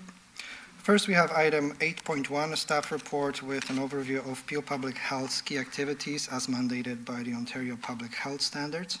City staff are supportive of Peel Public Health's objectives for 2024, which include focusing on recovery and remobilization, advancement of strategic priorities, and providing public health programming for Peel residents. Next slide, please.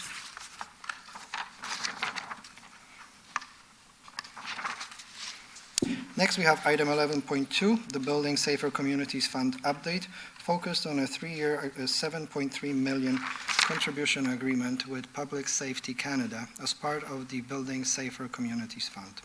This federal funding will support initiatives that help address youth gun and gang violence in Peel by funding community-based youth prevention and intervention strategies, and enabling integration and collaboration across system partners. City staff will continue to participate in the Building Safer Communities Fund Steering Committee to support the implementation and represent Brampton's needs. Next slide, please. Item 11.3 is increase in provincial funding for community support services report, which speaks to over $335,000 in additional permanent-based funding from Ontario Health. City staff support recommendations from the regional staff, as there are significant community benefits associated with enhanced services, including prevention of social isolation, reduction in hospital visits, and improvement of quality of life, particularly for seniors. There are no net budget impacts resulting from changes proposed in the report. Next slide, please. Next, we have item 15.1, Major Office Incentives Program update. The report provides an update on the program and outlines the risks and uncertainties related to Bill 23 and Bill 112. Consequently, regional staff have paused efforts to take steps towards entering into agreements with local municipalities to support the program.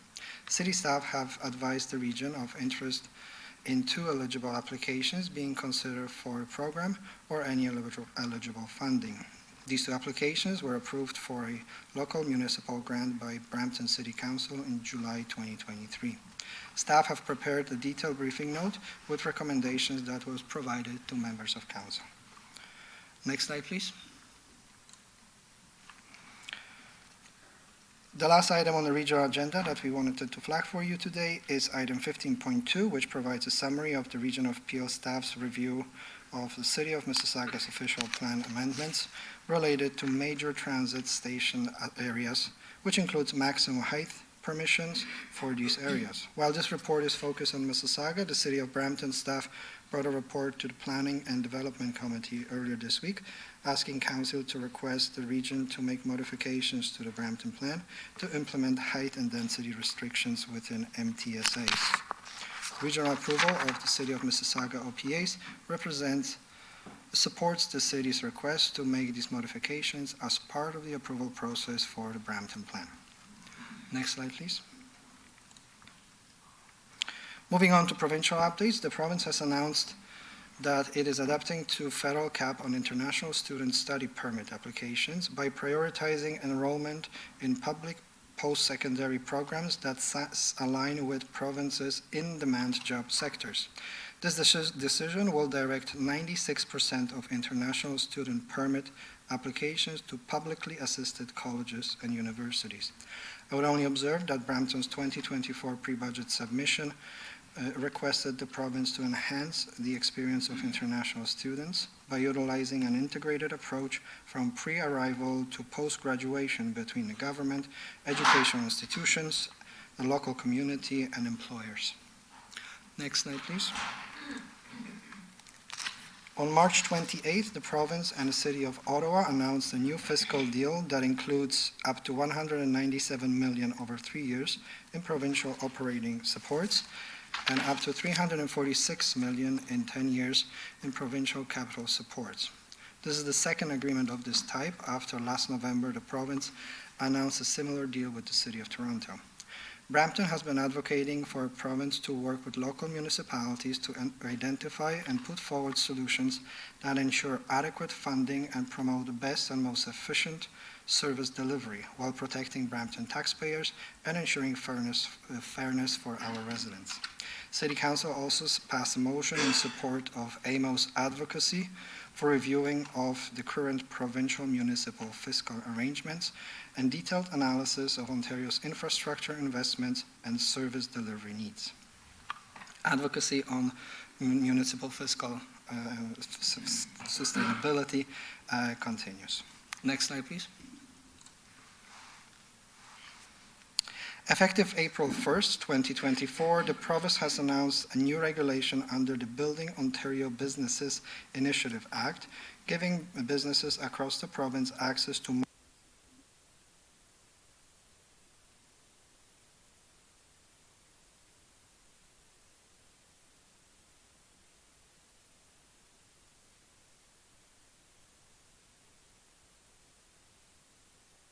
in collaboration with Supply Ontario.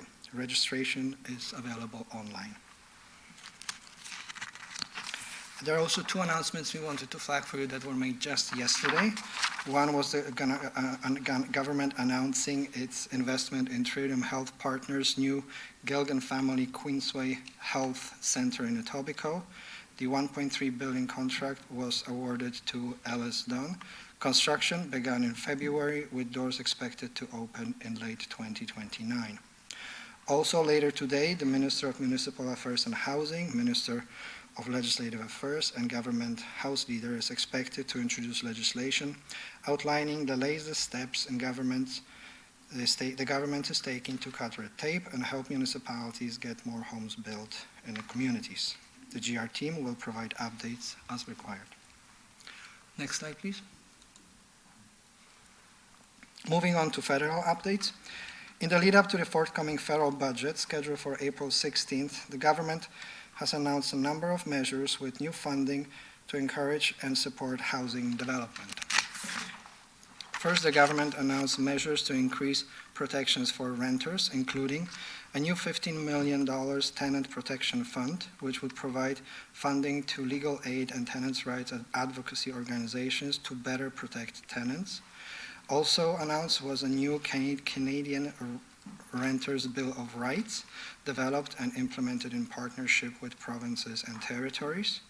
And the government is also making sure renters get credit for one-time rent payments and ensuring that rental history is taken into account in one's credit score.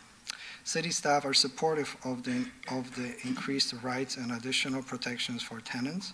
The number of renters in Brampton has grown from 18.5% in 2006 to 22% in 2001. Protecting tenants against unfair increases in rent payments, revocations, and other bad faith evictions is critical to ensure Brampton residents have access to safe and affordable housing. Next slide, please.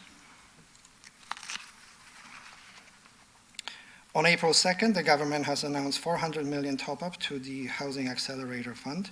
The government estimates that this will fast-track additional 12,000 new housing in the next 3 years. As discussed earlier today, Brampton has received funding through Housing Accelerator Fund to the tune of $114 million.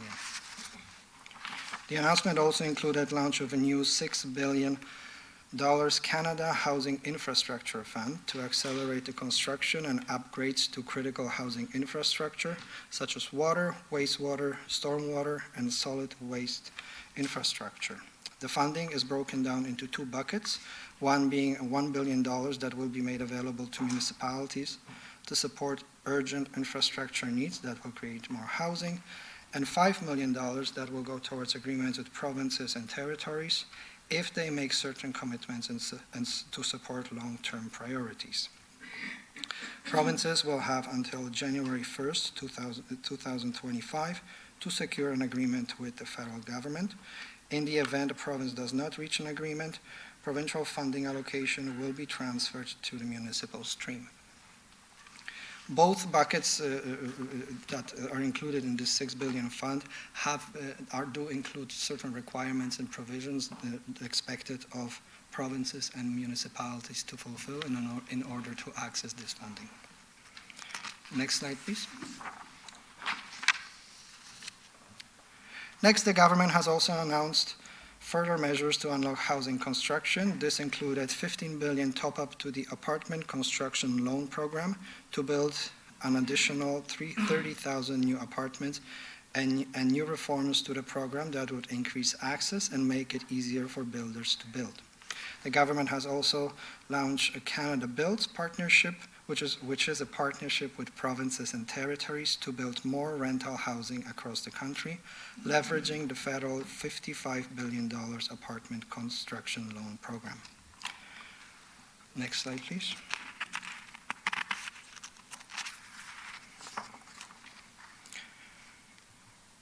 On April the 4th, the government has announced the launch of a new $1.5 billion Canada Renter Protection Fund to protect affordable housing and create thousands of new affordable apartments.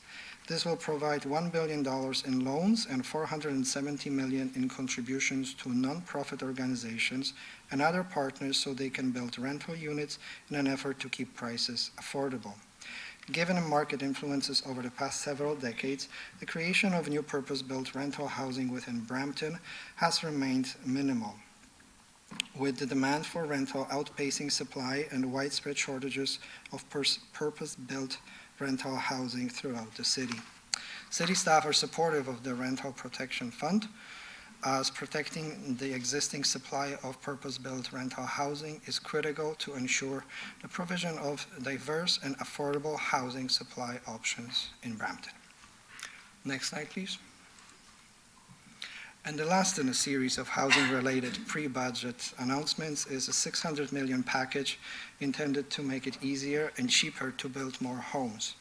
The announcement included a new $50 million Home Building Technology and Innovation Fund, $50 million to modernize and expedite home building through the regional development agencies, and $500 million is also allocated to support rental housing with low-cost financing through apartment construction loan program.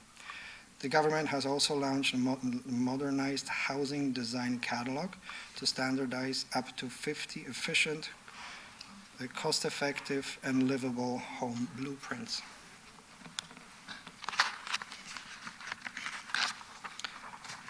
And the last update we did not include in the presentation, but wanted to bring to your attention is an announcement made just yesterday, where the government has announced $500 million to support community health organizations that provide more health care options, mental health care for young people. Advocacy with the city has actively advocated with all orders of government and stakeholders for increased resources and funding for Region of Peel, where urgent attention is needed in addressing mental health issues among the youth. And this concludes today's presentation. Thank you so much, Andre. There is a question from Councillor Vicente, and I believe also from Councillor Tour. Councillor Vicente. Thank you very much, Madam Chair, and thank you, Andre, for the update. If we could go back to slide 10, which talks about the changes to the procurement. guidelines. So my question through you, Madam Chair, to staff is, how does this change in the rules? How does it potentially affect how we do procurement here at the City of Brampton? Is there an impact? Does it affect us? It mentions their public sector. Does that include municipalities then? Through the chair, the province indicated that the announcement includes institutions such as hospitals, colleges, and universities. I would have to go back and check if municipalities were captured in that. Thank you. And through you, Chair, because traditionally we've always been told that when we do procurement, we have to cast a wide net and we can't necessarily choose the homegrown or the local company. But if this changes that going forward, it would be good for us to know and for us to be aware, because we're often wanting to support local businesses where it's feasible and it makes sense. And we're traditionally told, well, we can't favorite the local business. And so if this is new now, that we're looking to support Ontario companies, then that's good news. I think that's something we've always wanted. My next question has to do with all of these different funds and streams of money that are available either from the province or the federal government. So just to understand, are these funds administered and then distributed on an application-based, so is it the developer or the interested party that has to be aware that these funds are available and then they seek an application to access those funds? Is that how it typically works? Through the chair, Councillor, depending on the fund eligibility criteria, which most of the time are not released at the time of an announcement, eligibility may or may not apply to certain sectors or organizations. An example is some funds do or don't allow municipalities to put forward an application, so you would have to consider those on a per fund basis to understand eligibility criteria and who is able to apply for that funding. Thank you. And through you, Madam Chair, it's also almost like a dizzying array of different products and services, almost like a shopper's paradise on different supports that may or may not be available depending on whether or not the project that you're doing even applies in that circumstance. So if there is an interested developer or organization that comes to the city looking for support to plan and develop a project, are we the ones that point them in the direction of these different funding opportunities, or is that something that they have to do their due diligence to figure it out? Through the chair, I can defer to Commissioner of Planning for that answer. Yeah, through the chair, through to Councillor Vicente, generally we'll point the proponent to a particular funding source. Certainly with the housing crisis that we're in and, council's endorsement of our housing affordability strategy, if we feel that a particular project may meet funding criteria, we would certainly work with that proponent and that respective level of government to see how much they would be eligible for to offset any burden that would be typically shared by either development charges or the taxpayer. Okay, so thank you. So I guess then there are two possibilities. They know about the source of the fund and they come to us and work with us to figure out how to navigate that process. Or it becomes incumbent upon us then, where we see an opportunity, to point out that to the applicant and then send them on their way to potentially get that funding source. Is that something that we are prepared or already doing? Through the chair, through to you, Councillor Vicente, it's something that we're already doing, but I echo your comments about what I'd say plethora of funding programs out there, and it's certainly something that staff keep a watchful eye on in close cooperation with government relations to kind of guide proponents in the right direction. Okay, thank you. No further questions. I would only add to that the city does maintain an ongoing awareness of any funding opportunities available, with particular attention to funding that's available to municipalities. But as part of our ongoing monitoring process, we, wherever possible, do share information. Thank you so much, Councillor Vicente. Councillor Tour. Thank you, Madam Chair. I believe the clerk should have a motion that staff have prepared that I'd like to move forward. It is speaking to the incentives that we give, that we have in place right now to build offices. My understanding is Region Appeal is taking a different approach to it right now. We could have that. The board, yes, that's the one there.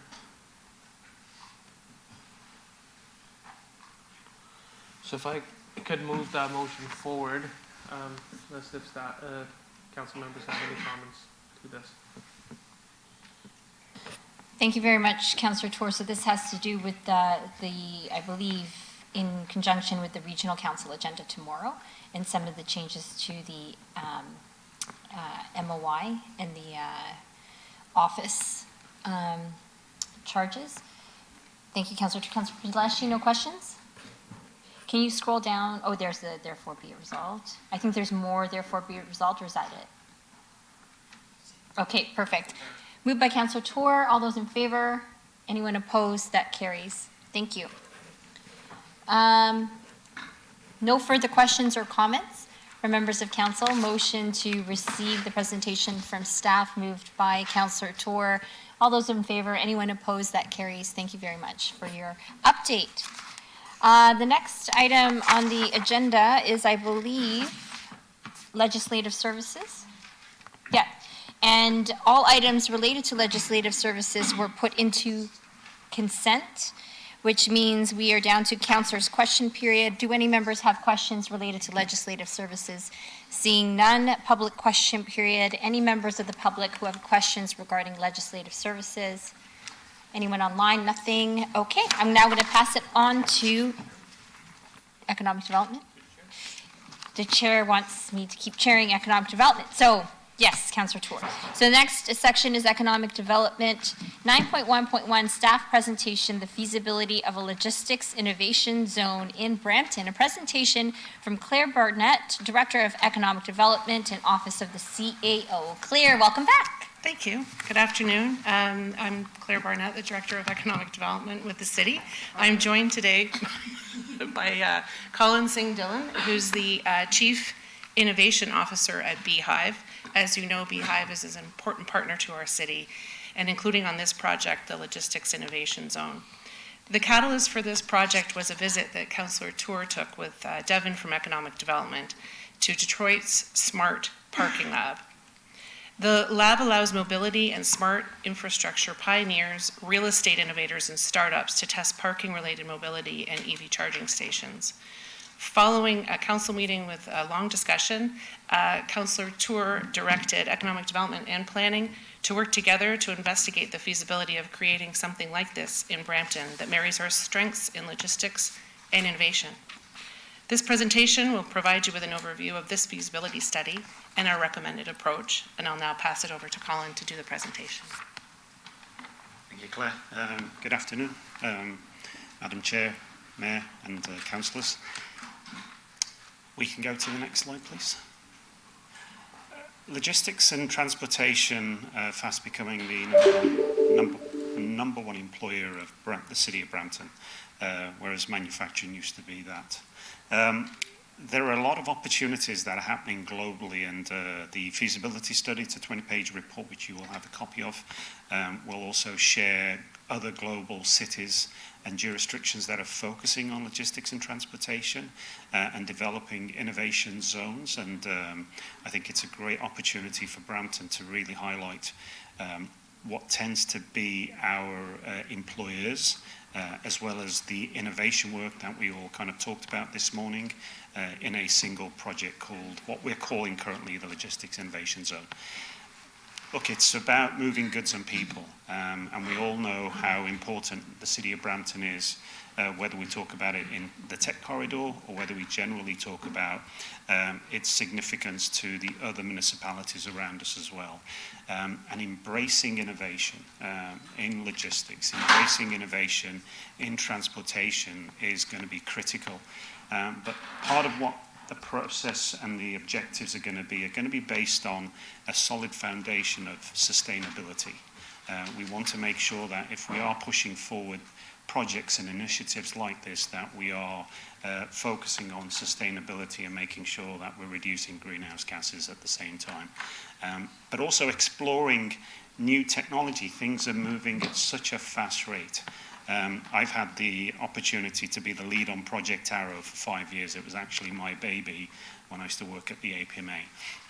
And we developed that at a trade association to simply demonstrate the capabilities that Canada had when it came to EV technology.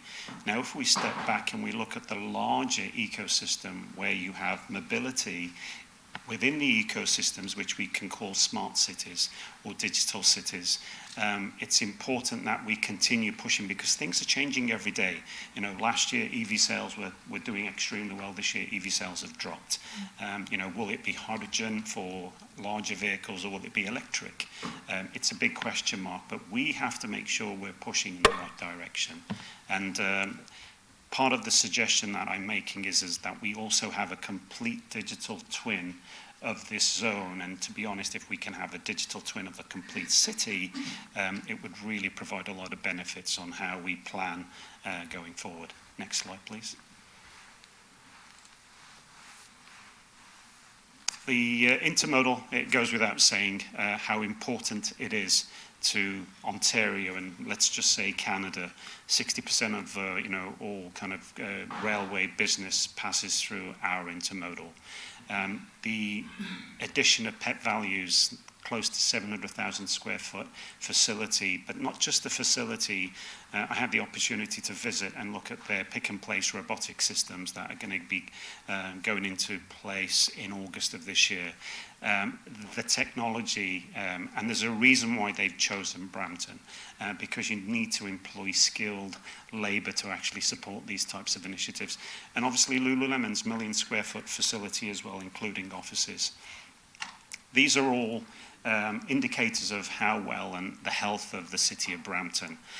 But what's really kind of also supportive of this project is the likes of Prologis building a 250,000 square foot warehousing facility right in front of Lululemon, which is built using mass timber. So it's possibly one of the greenest warehousing facilities in Canada. And so to try and attract that type of talent and that type of innovation, I think is going to be critical for us to go forward. Next slide, please.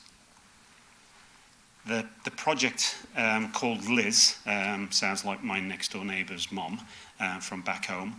But Liz is going to be broken out into 3 potential phases. Phase 1 is to make it our own in the city of Brampton, to come up with a brand which fits the city of Brampton.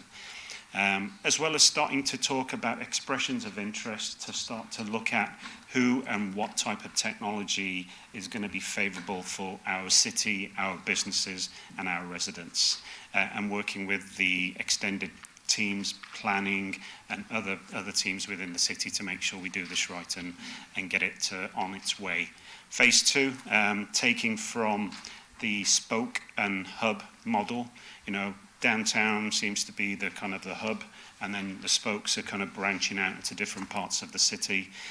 Phase 2 could see a potential office space or some space taken in an existing community centre where teams are starting to kind of, you know, bring on and really kind of accelerate the project as we go forth. And phase 3 later on could be an actual kind of, you know, shovels in the ground, brownfield, greenfield facility, which is focusing on innovation specific to and attracting, as the presentations were showing earlier, we're attracting some of the best startups globally. So imagine now having a facility which is bringing in and kind of dangling that carrot for logistics, transportation, mobility, smart city companies from around the world.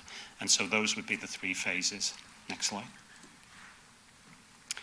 A heat map showing transportation throughout the city comes at no surprise at where the heat kind of, you know, generators are typically located. But, you know, I think from an individual looking from the outside in, this is really positive to see so much heat in the city of Brampton when it comes to transportation and logistics. Next slide, please. So what are some of these projects that we could bring forward? Now, 2024 is going to be the year the German company Volocopter starts to do drone deliveries of humans from airports to downtown cores in both Singapore as well as Dubai. So that is beginning this year. It's going to be autonomous flights. And so, yes, they're a little bit ahead of us. But the reality is how do we make sure the city of Brampton is on the cutting edge of moving goods and people from A to B? We should be at a level of being agnostic to the technologies that provide that. So I think, some potential assessments that we will be doing will be drones moving goods and people from A to B. Autonomous, how do we make sure that the provincial government's announcements of doing 2 autonomous zones, one in the Toronto area and one in the Windsor area, actually kind of, bleed into the city of Brampton, where we are able to do some autonomous vehicle testing. And the image there in the center, shows a heavy-duty truck. Because, if you've been close to some of the intermodals, you'll see the backlog of vehicles that are waiting to either unload or pick up a load. And so imagine companies having autonomous vehicles that can actually do that whilst drivers are doing something else. And so these are some of the key things that we'll want to look at. And obviously, foundational is cybersecurity. When we're talking about the digital transformation of everything, it has to be done on the foundation of cybersecurity. So our partnerships with the Rogers Secure Cyber Catalyst would be pivotal as well as key to this project. Next slide, please. Again, digital twin. So what is a digital twin? And I know the city in the pandemic had an opportunity to use a digital twin solution, but an ongoing digital twin really is when something can be seen in real time, digitally as well as physically. So some of the automotive industries and companies, OEMs globally, are looking at this for their own vehicles. So now imagine, I'm not sure how many of you have heard of the project called the NEOM project in Saudi Arabia, where they're building that kind of 170-kilometer kind of glass mirrored, construction to have 9 million people resident in this kind of enclosed environment. A local Toronto company has actually won the business to run a digital twin of that project as it began last year. And so they're manning this. So the capabilities are already here and companies are already using it, or jurisdictions are. And so I think for us as a city, we truly want to be understood as being the most attractive city for innovation and technology, and bringing in digital twin technologies is going to be critical, whether it's monitoring air quality, whether it's monitoring potholes in your roads. There are so many benefits of doing this, and there are systems to be able to make this happen. Wireless technology for EV vehicles. This was something I was trying to bring to the city of Stratford when I was running the demonstration zone there in 2019, but Detroit kind of beat us to it. It's an Israeli technology that was brought over to the US, and it's quite amazing to have your EV vehicle simply drive over these copper coils and to be able to charge at the same time. And so for us to be able to have those expressions of interest and to do projects like that within this zone would really be cutting edge, and it's the kind of things that we should be looking at for both passenger vehicles as well as commercial vehicles. Next slide, please. EV charging, I know we have an expression of interest currently open around EV charging, as well as food and delivery by drone as well. So these are great starts. These are heading in the right direction. We want to make sure that it is kind of recognized for the work and the forward thinking that the city is applying. Next slide, please. And as Claire had mentioned, and I believe it was Councillor Tour who visited the Detroit Smart Parking Lab, again, a project which involves a global OEM and a major tier one like Bosch that is developing this center to be able to test and to prove out technologies. And we want to be doing more of those hands-on. It's really good that we're supporting our incubators. It's like the gentleman that presented this morning who has the blood work equipment that can give you your blood results within 15 minutes as opposed to 3 days. It's doing the physical, getting the physical stuff working as well. So it's not about just giving suggestions, but it's about actually supporting the solutions that are going to be critical. And Zaragoza in Spain and the Dubai Logistics City are two definite of the 12 that we benchmarked that are definitely worth investigating for best practices and benchmarking. I believe that's next slide. Yeah, a big thank you on behalf of Claire and the ECDEV team and the Beehive. Thank you very much for giving me the opportunity to speak. Thank you so much for your presentation. Those drones look cool. I've got a list of questions from Deputy Mayor Singh, followed by Councillor Tour. Deputy Mayor Singh. Yeah, I just want to say I enjoyed this presentation. Logistics and supply chain is something that Brampton is known for, especially when it comes to logistics and sort of the offshoots of logistics, whether it's warehousing or other things in the value chain. But it was nice to see it all kind of come together and see where we are now and where we can go and kind of like how we can get there, because I know the report is asking for us to endorse this and begin phase one. I'm happy to see reference to climate change, especially with the EV wireless charging and the heavy duty EV wireless charging in particular. I went to a conference in trucking maybe about 4 or 5 months ago, and there was this huge debate between being electric or hydrogen, and I know we're seeing that in the busing as well. And it's just, it's an interesting debate, because I thought there was no debate. If you asked me 2 years ago, I thought everything was just moving electric and it was a fact. But it seems like last few years we've seen hydrogen pick up some steam, especially when it comes to trucking. So I'm very happy. I want to thank Claire and the ECDEV team too for doing this, and for earlier, the Brampton Innovation Zone. I know you had that vision many years ago, and it's good to see it come to a reality as well. And I'm happy you did the GO train as well, the stop for that. So coming back to trucking, it's just the only thing I would kind of suggest, or maybe because, you know, phase one is, it's a few bullet points, and I know, but you have it probably down to a lot more than that. Just beginning early engagement with the industry.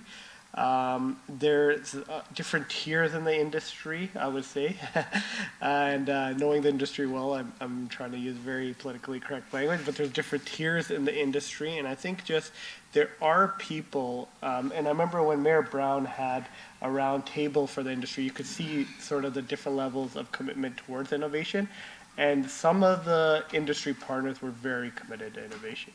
You know, they're talking about making their fleets, you know, electric, and what's coming down the pipeline and all of that, and getting them early on in the process, I think would be beneficial. Just want to know your thoughts. Yeah, I agree. It's, you know, part of the feasibility study has a section on stakeholder analysis. Yeah. And so I did my best to try and speak to all levels, you know, Yeah. the smaller fleet owners to the larger fleet owners.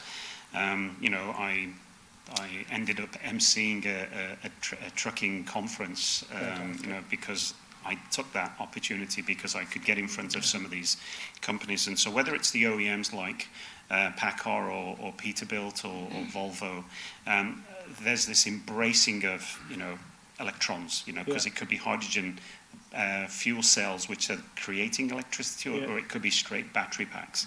So the OEMs seem to be very much pushing and embracing.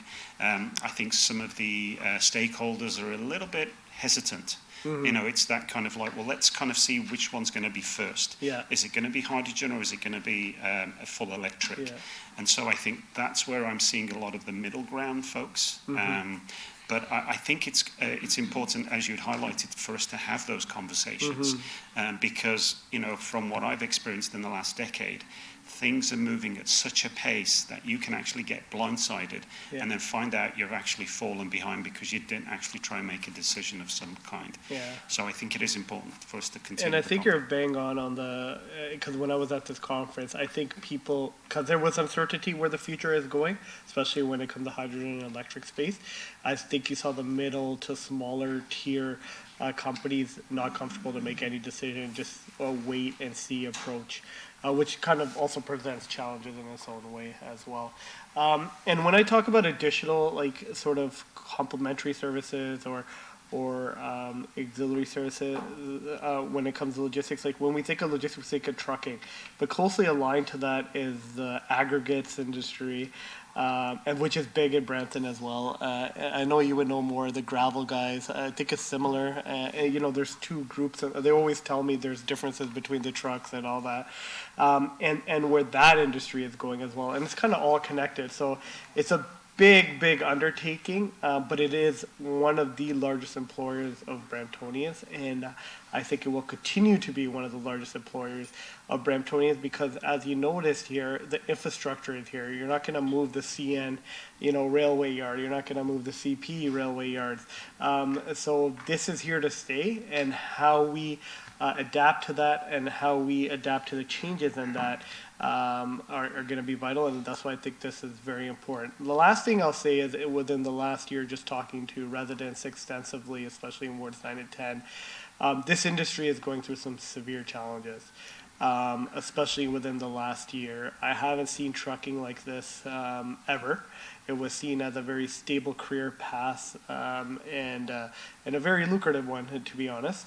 And with rising fuel prices, insurance rates, the global economy, even tariffs in China from the U.S. and importing, exporting, like it's all connected. And sometimes we watch the news, whether CNN, Fox, whatever, and we think it's happening out there, but it's impacting our local community. And because the railway yards aren't as busy, trucking not as busy. Plus, you got the exuberant costs.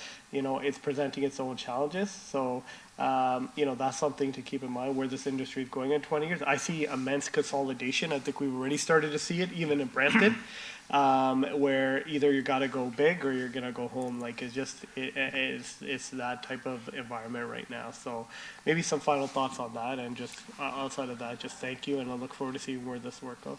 Thank you, Deputy Mayor. And it is going through a transition, like probably we haven't seen in our time.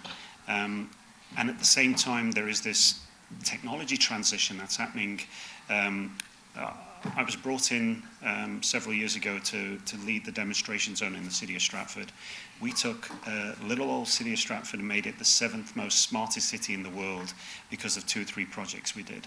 And it really highlighted a lot of things. And the reason I bring that up as an example here is things are changing at such a rapid pace in technology that as we transition through the trucking sector because of all of the challenges, and also don't keep an eye on the changes that are happening, autonomous is probably going to go towards heavy-duty vehicles, class 7 and 8, before they go to our passenger vehicles. Yes, Elon's saying robo-taxis, 8th of August, 2024, they're here, and they probably will be, but the reality is us kind of, futurists are saying, where is it going to go first? And it will hit heavy-duty trucks, where they look at platooning, where you'll have a single driver with 2 or 3 vehicles behind platooning. That's going to be the model, and it's probably going to be coming sooner. And so I think part of the service we owe our trucking companies within our city is to make sure that they have that level of knowledge provided to them. So when things do change, they don't go, well, nobody ever told us. Why wasn't the city supportive in this? And so I think, this Liz really helps to bring all of that together. Again, it's about moving goods and people from A to B. It includes digital manufacturing, logistics, and transportation. Yeah, and actually one final comment, sorry, it just reminded me of something. Sometimes, we're talking about autonomous vehicles and platooning. I've heard that the industry is getting prepared for that. But sometimes the solution the industry asks for are so simple and so small, and they have such an impact. For example, on the weekend, I think we're opening up, and the industry is so excited. The first time there's signage going up that you can stop here for 15 minutes to take a wash and break and grab your coffee, which the industry's been asking for 20 years. Because as you know how busy CN, CP get, there's no place for them to grab coffee or go to the washer, right? So it'll be, these type of solutions sometimes are just so easy, low-hanging fruits, and then obviously these big industrial sort of changes that are going to come down the time frame. But I think just having people there that understand the industry and the concern, that I think is a great first step, and I look forward to seeing phase 1 and participating in some of the stakeholder engagement. Thank you. Thank you so much, Deputy Mayor Singh. Councillor Tour. Thank you, through you, Madam Chair. Thank you, Colin, for this presentation. I loved it. This is the work that I envisioned us doing this.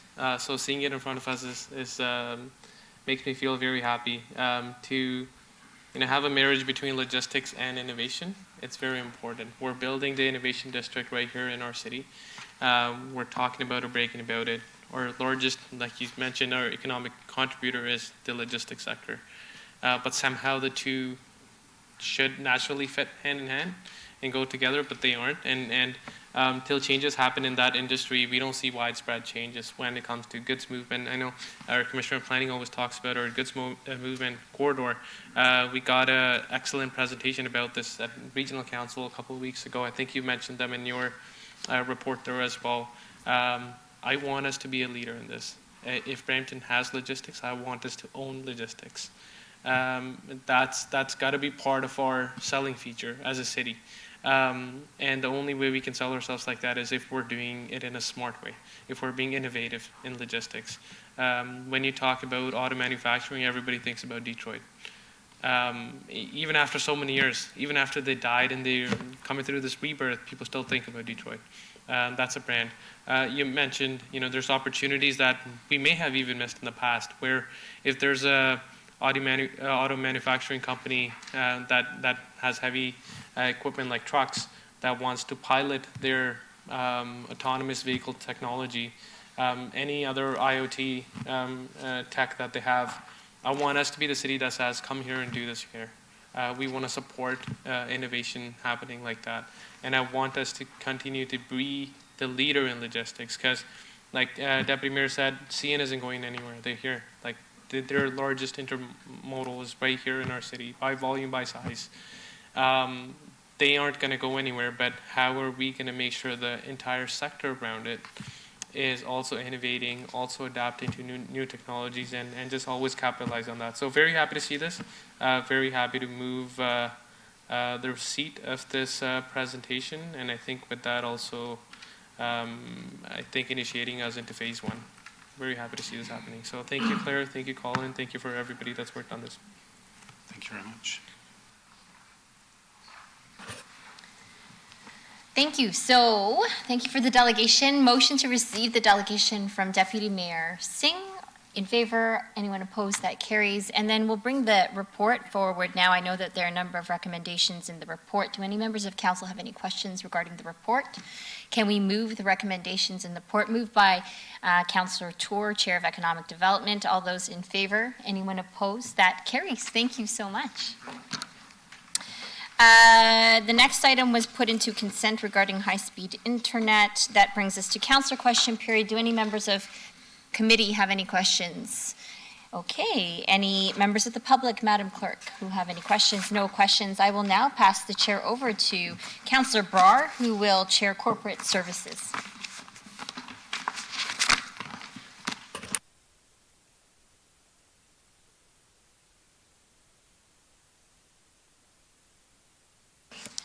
Thank you, Councillor Santos.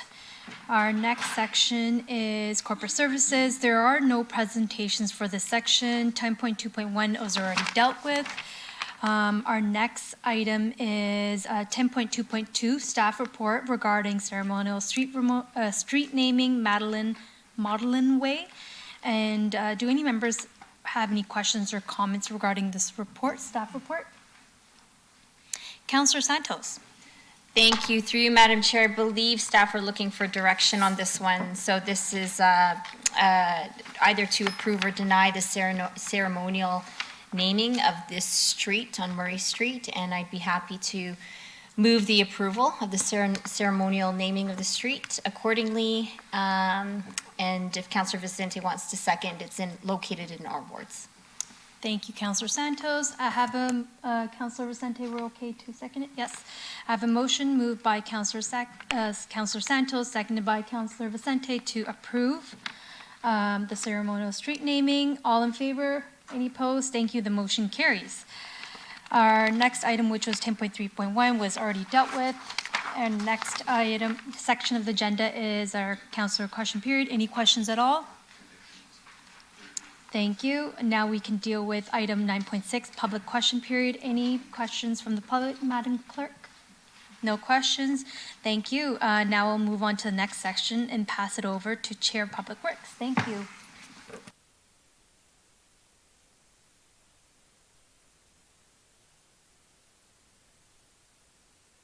Thank you very much, Chair Barr. We're now going to go through the remaining item in the Public Works and Engineering section. All items went into consent. So what is remaining is 11.2.6, discussion item at the request of Councillor Pleshy regarding parks. Councillor Pleshy. Thank you, Mr. Chair. I tried to upload some of the photos that people have been sending me, and this goes back quite a while that people have been complaining about the parks. And it goes back to a conversation that I had with Marlon a while ago when he was acting Public Works. So, and then it brings us kind of here today. So a number of complaints have come forward, and I'm sure we all get them. The conditions of our parks, the conditions of some of the pathways, graffiti, syringes in the parks, garbage scattered throughout, and the maintenance of our parks, and what level that maintenance is. So we've kind of looked at areas in wards 2 and 6, and identified one in particular from Chinguacousy to Mississauga Road, Mayfield to Beauvard, and kind of thought that what if we could enter into some kind of pilot program where this area for the next little while is getting kind of a higher level of maintenance, and I didn't want to go into the budget or anything like that. So Councillor Barr and I have spoken to the monies that would need to go into some kind of pilot program, and maybe we take that money from our budget that we have that goes into parks maintenance and upkeep that every councillor has. So kind of what I'm looking for and asking the front bench to look into is enter into some kind of pilot program for that area, or an area that you determine, to see if we can have that higher level of maintenance, and to also report back at the end of the year to see how that stacked up for dollar compared to other areas across the city.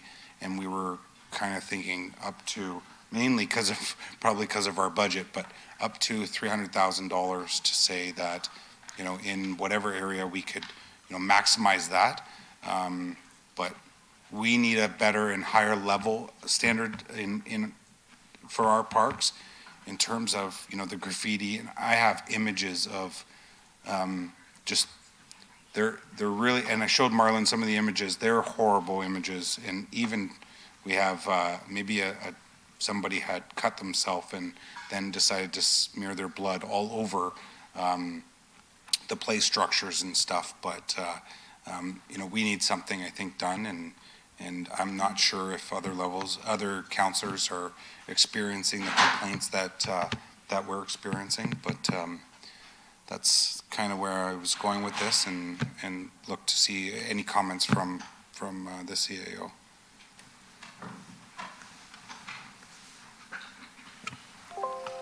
Through the chair to Councillor Pleshy, I do recall our conversation, and just one correction, it was when I was Commissioner of Community Services, not Public Works.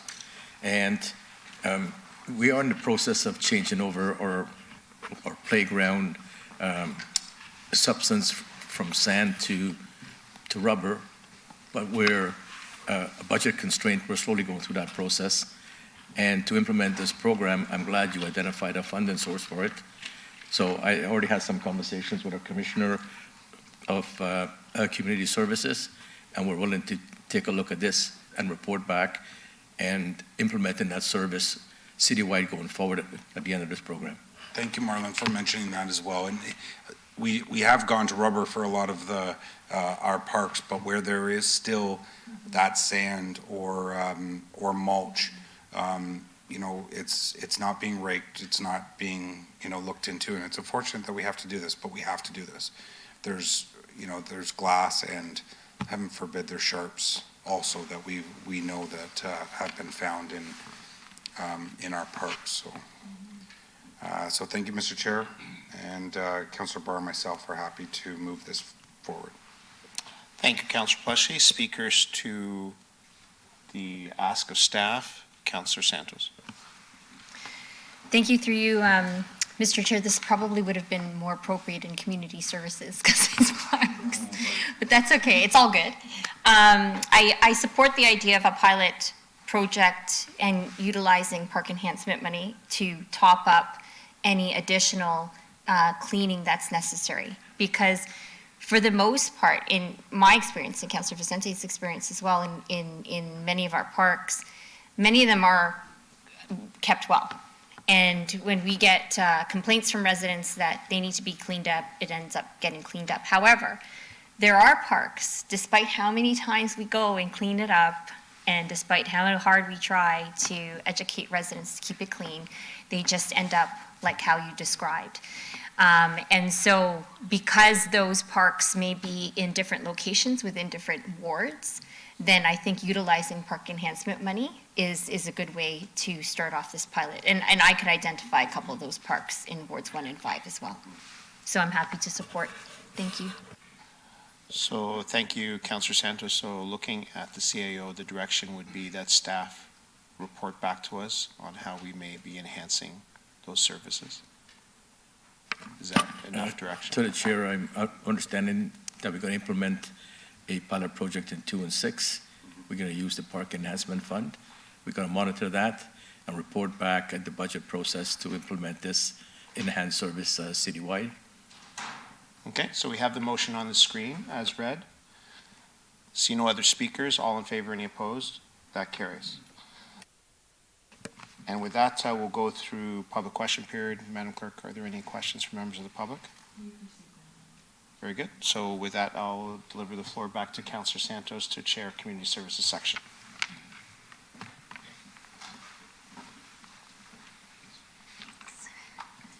Thank you, Councillor Vicente. There's only one item that I believe, Madam Clerk, was held by me on behalf of the Mayor, which was the 12.2.3 staff report request to begin procurement, design, and construction of a cricket dome at Earnscliffe Park. Mayor Brown. Was to actually hold the item, the other cricket item that will be held later in the agenda, but I'm excited about this too, no need to hold it. Happy to move the motion. Moved by report and recommendations moved by Mayor Patrick Brown. All those in favor? Anyone opposed? That carries. We're now at councillor question period for community services. I'm sorry, we did have one additional item, 12.4.1, the CBC memo added by Yes, Councillor correspondence, added correspondence. Any questions regarding the added correspondence on flood zones? Seeing none. Moved by Councillor Paleshi to receive the correspondence. Anyone opposed? That carries. Councillor question period. Any questions related to community services? Seeing none. Any questions from the public on community services? Seeing none.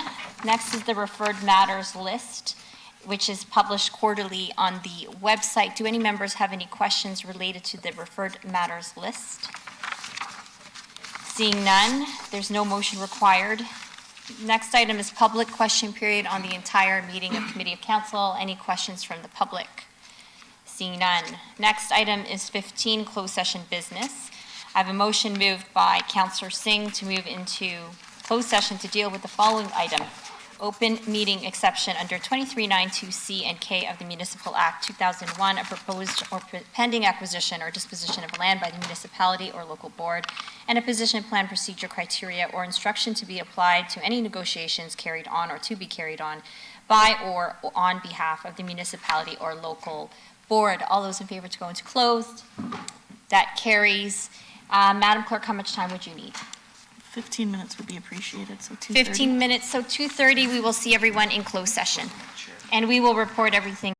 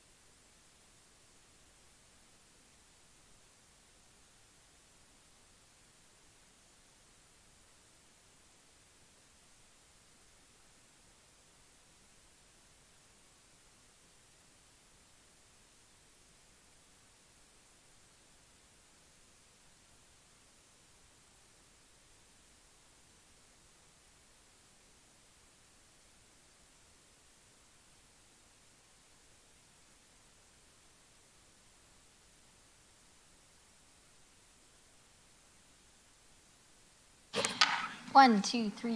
Yeah, we're good. Madam Clerk, are we good? Excellent. In the continuing interest of transparency and open government, I will report in public session any outcomes from today's closed session business.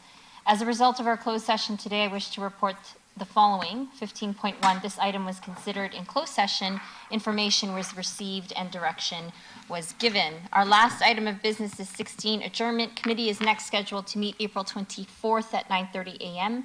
I have a motion from Councillor Paleshi to adjourn today's meeting. All in favor? Carries.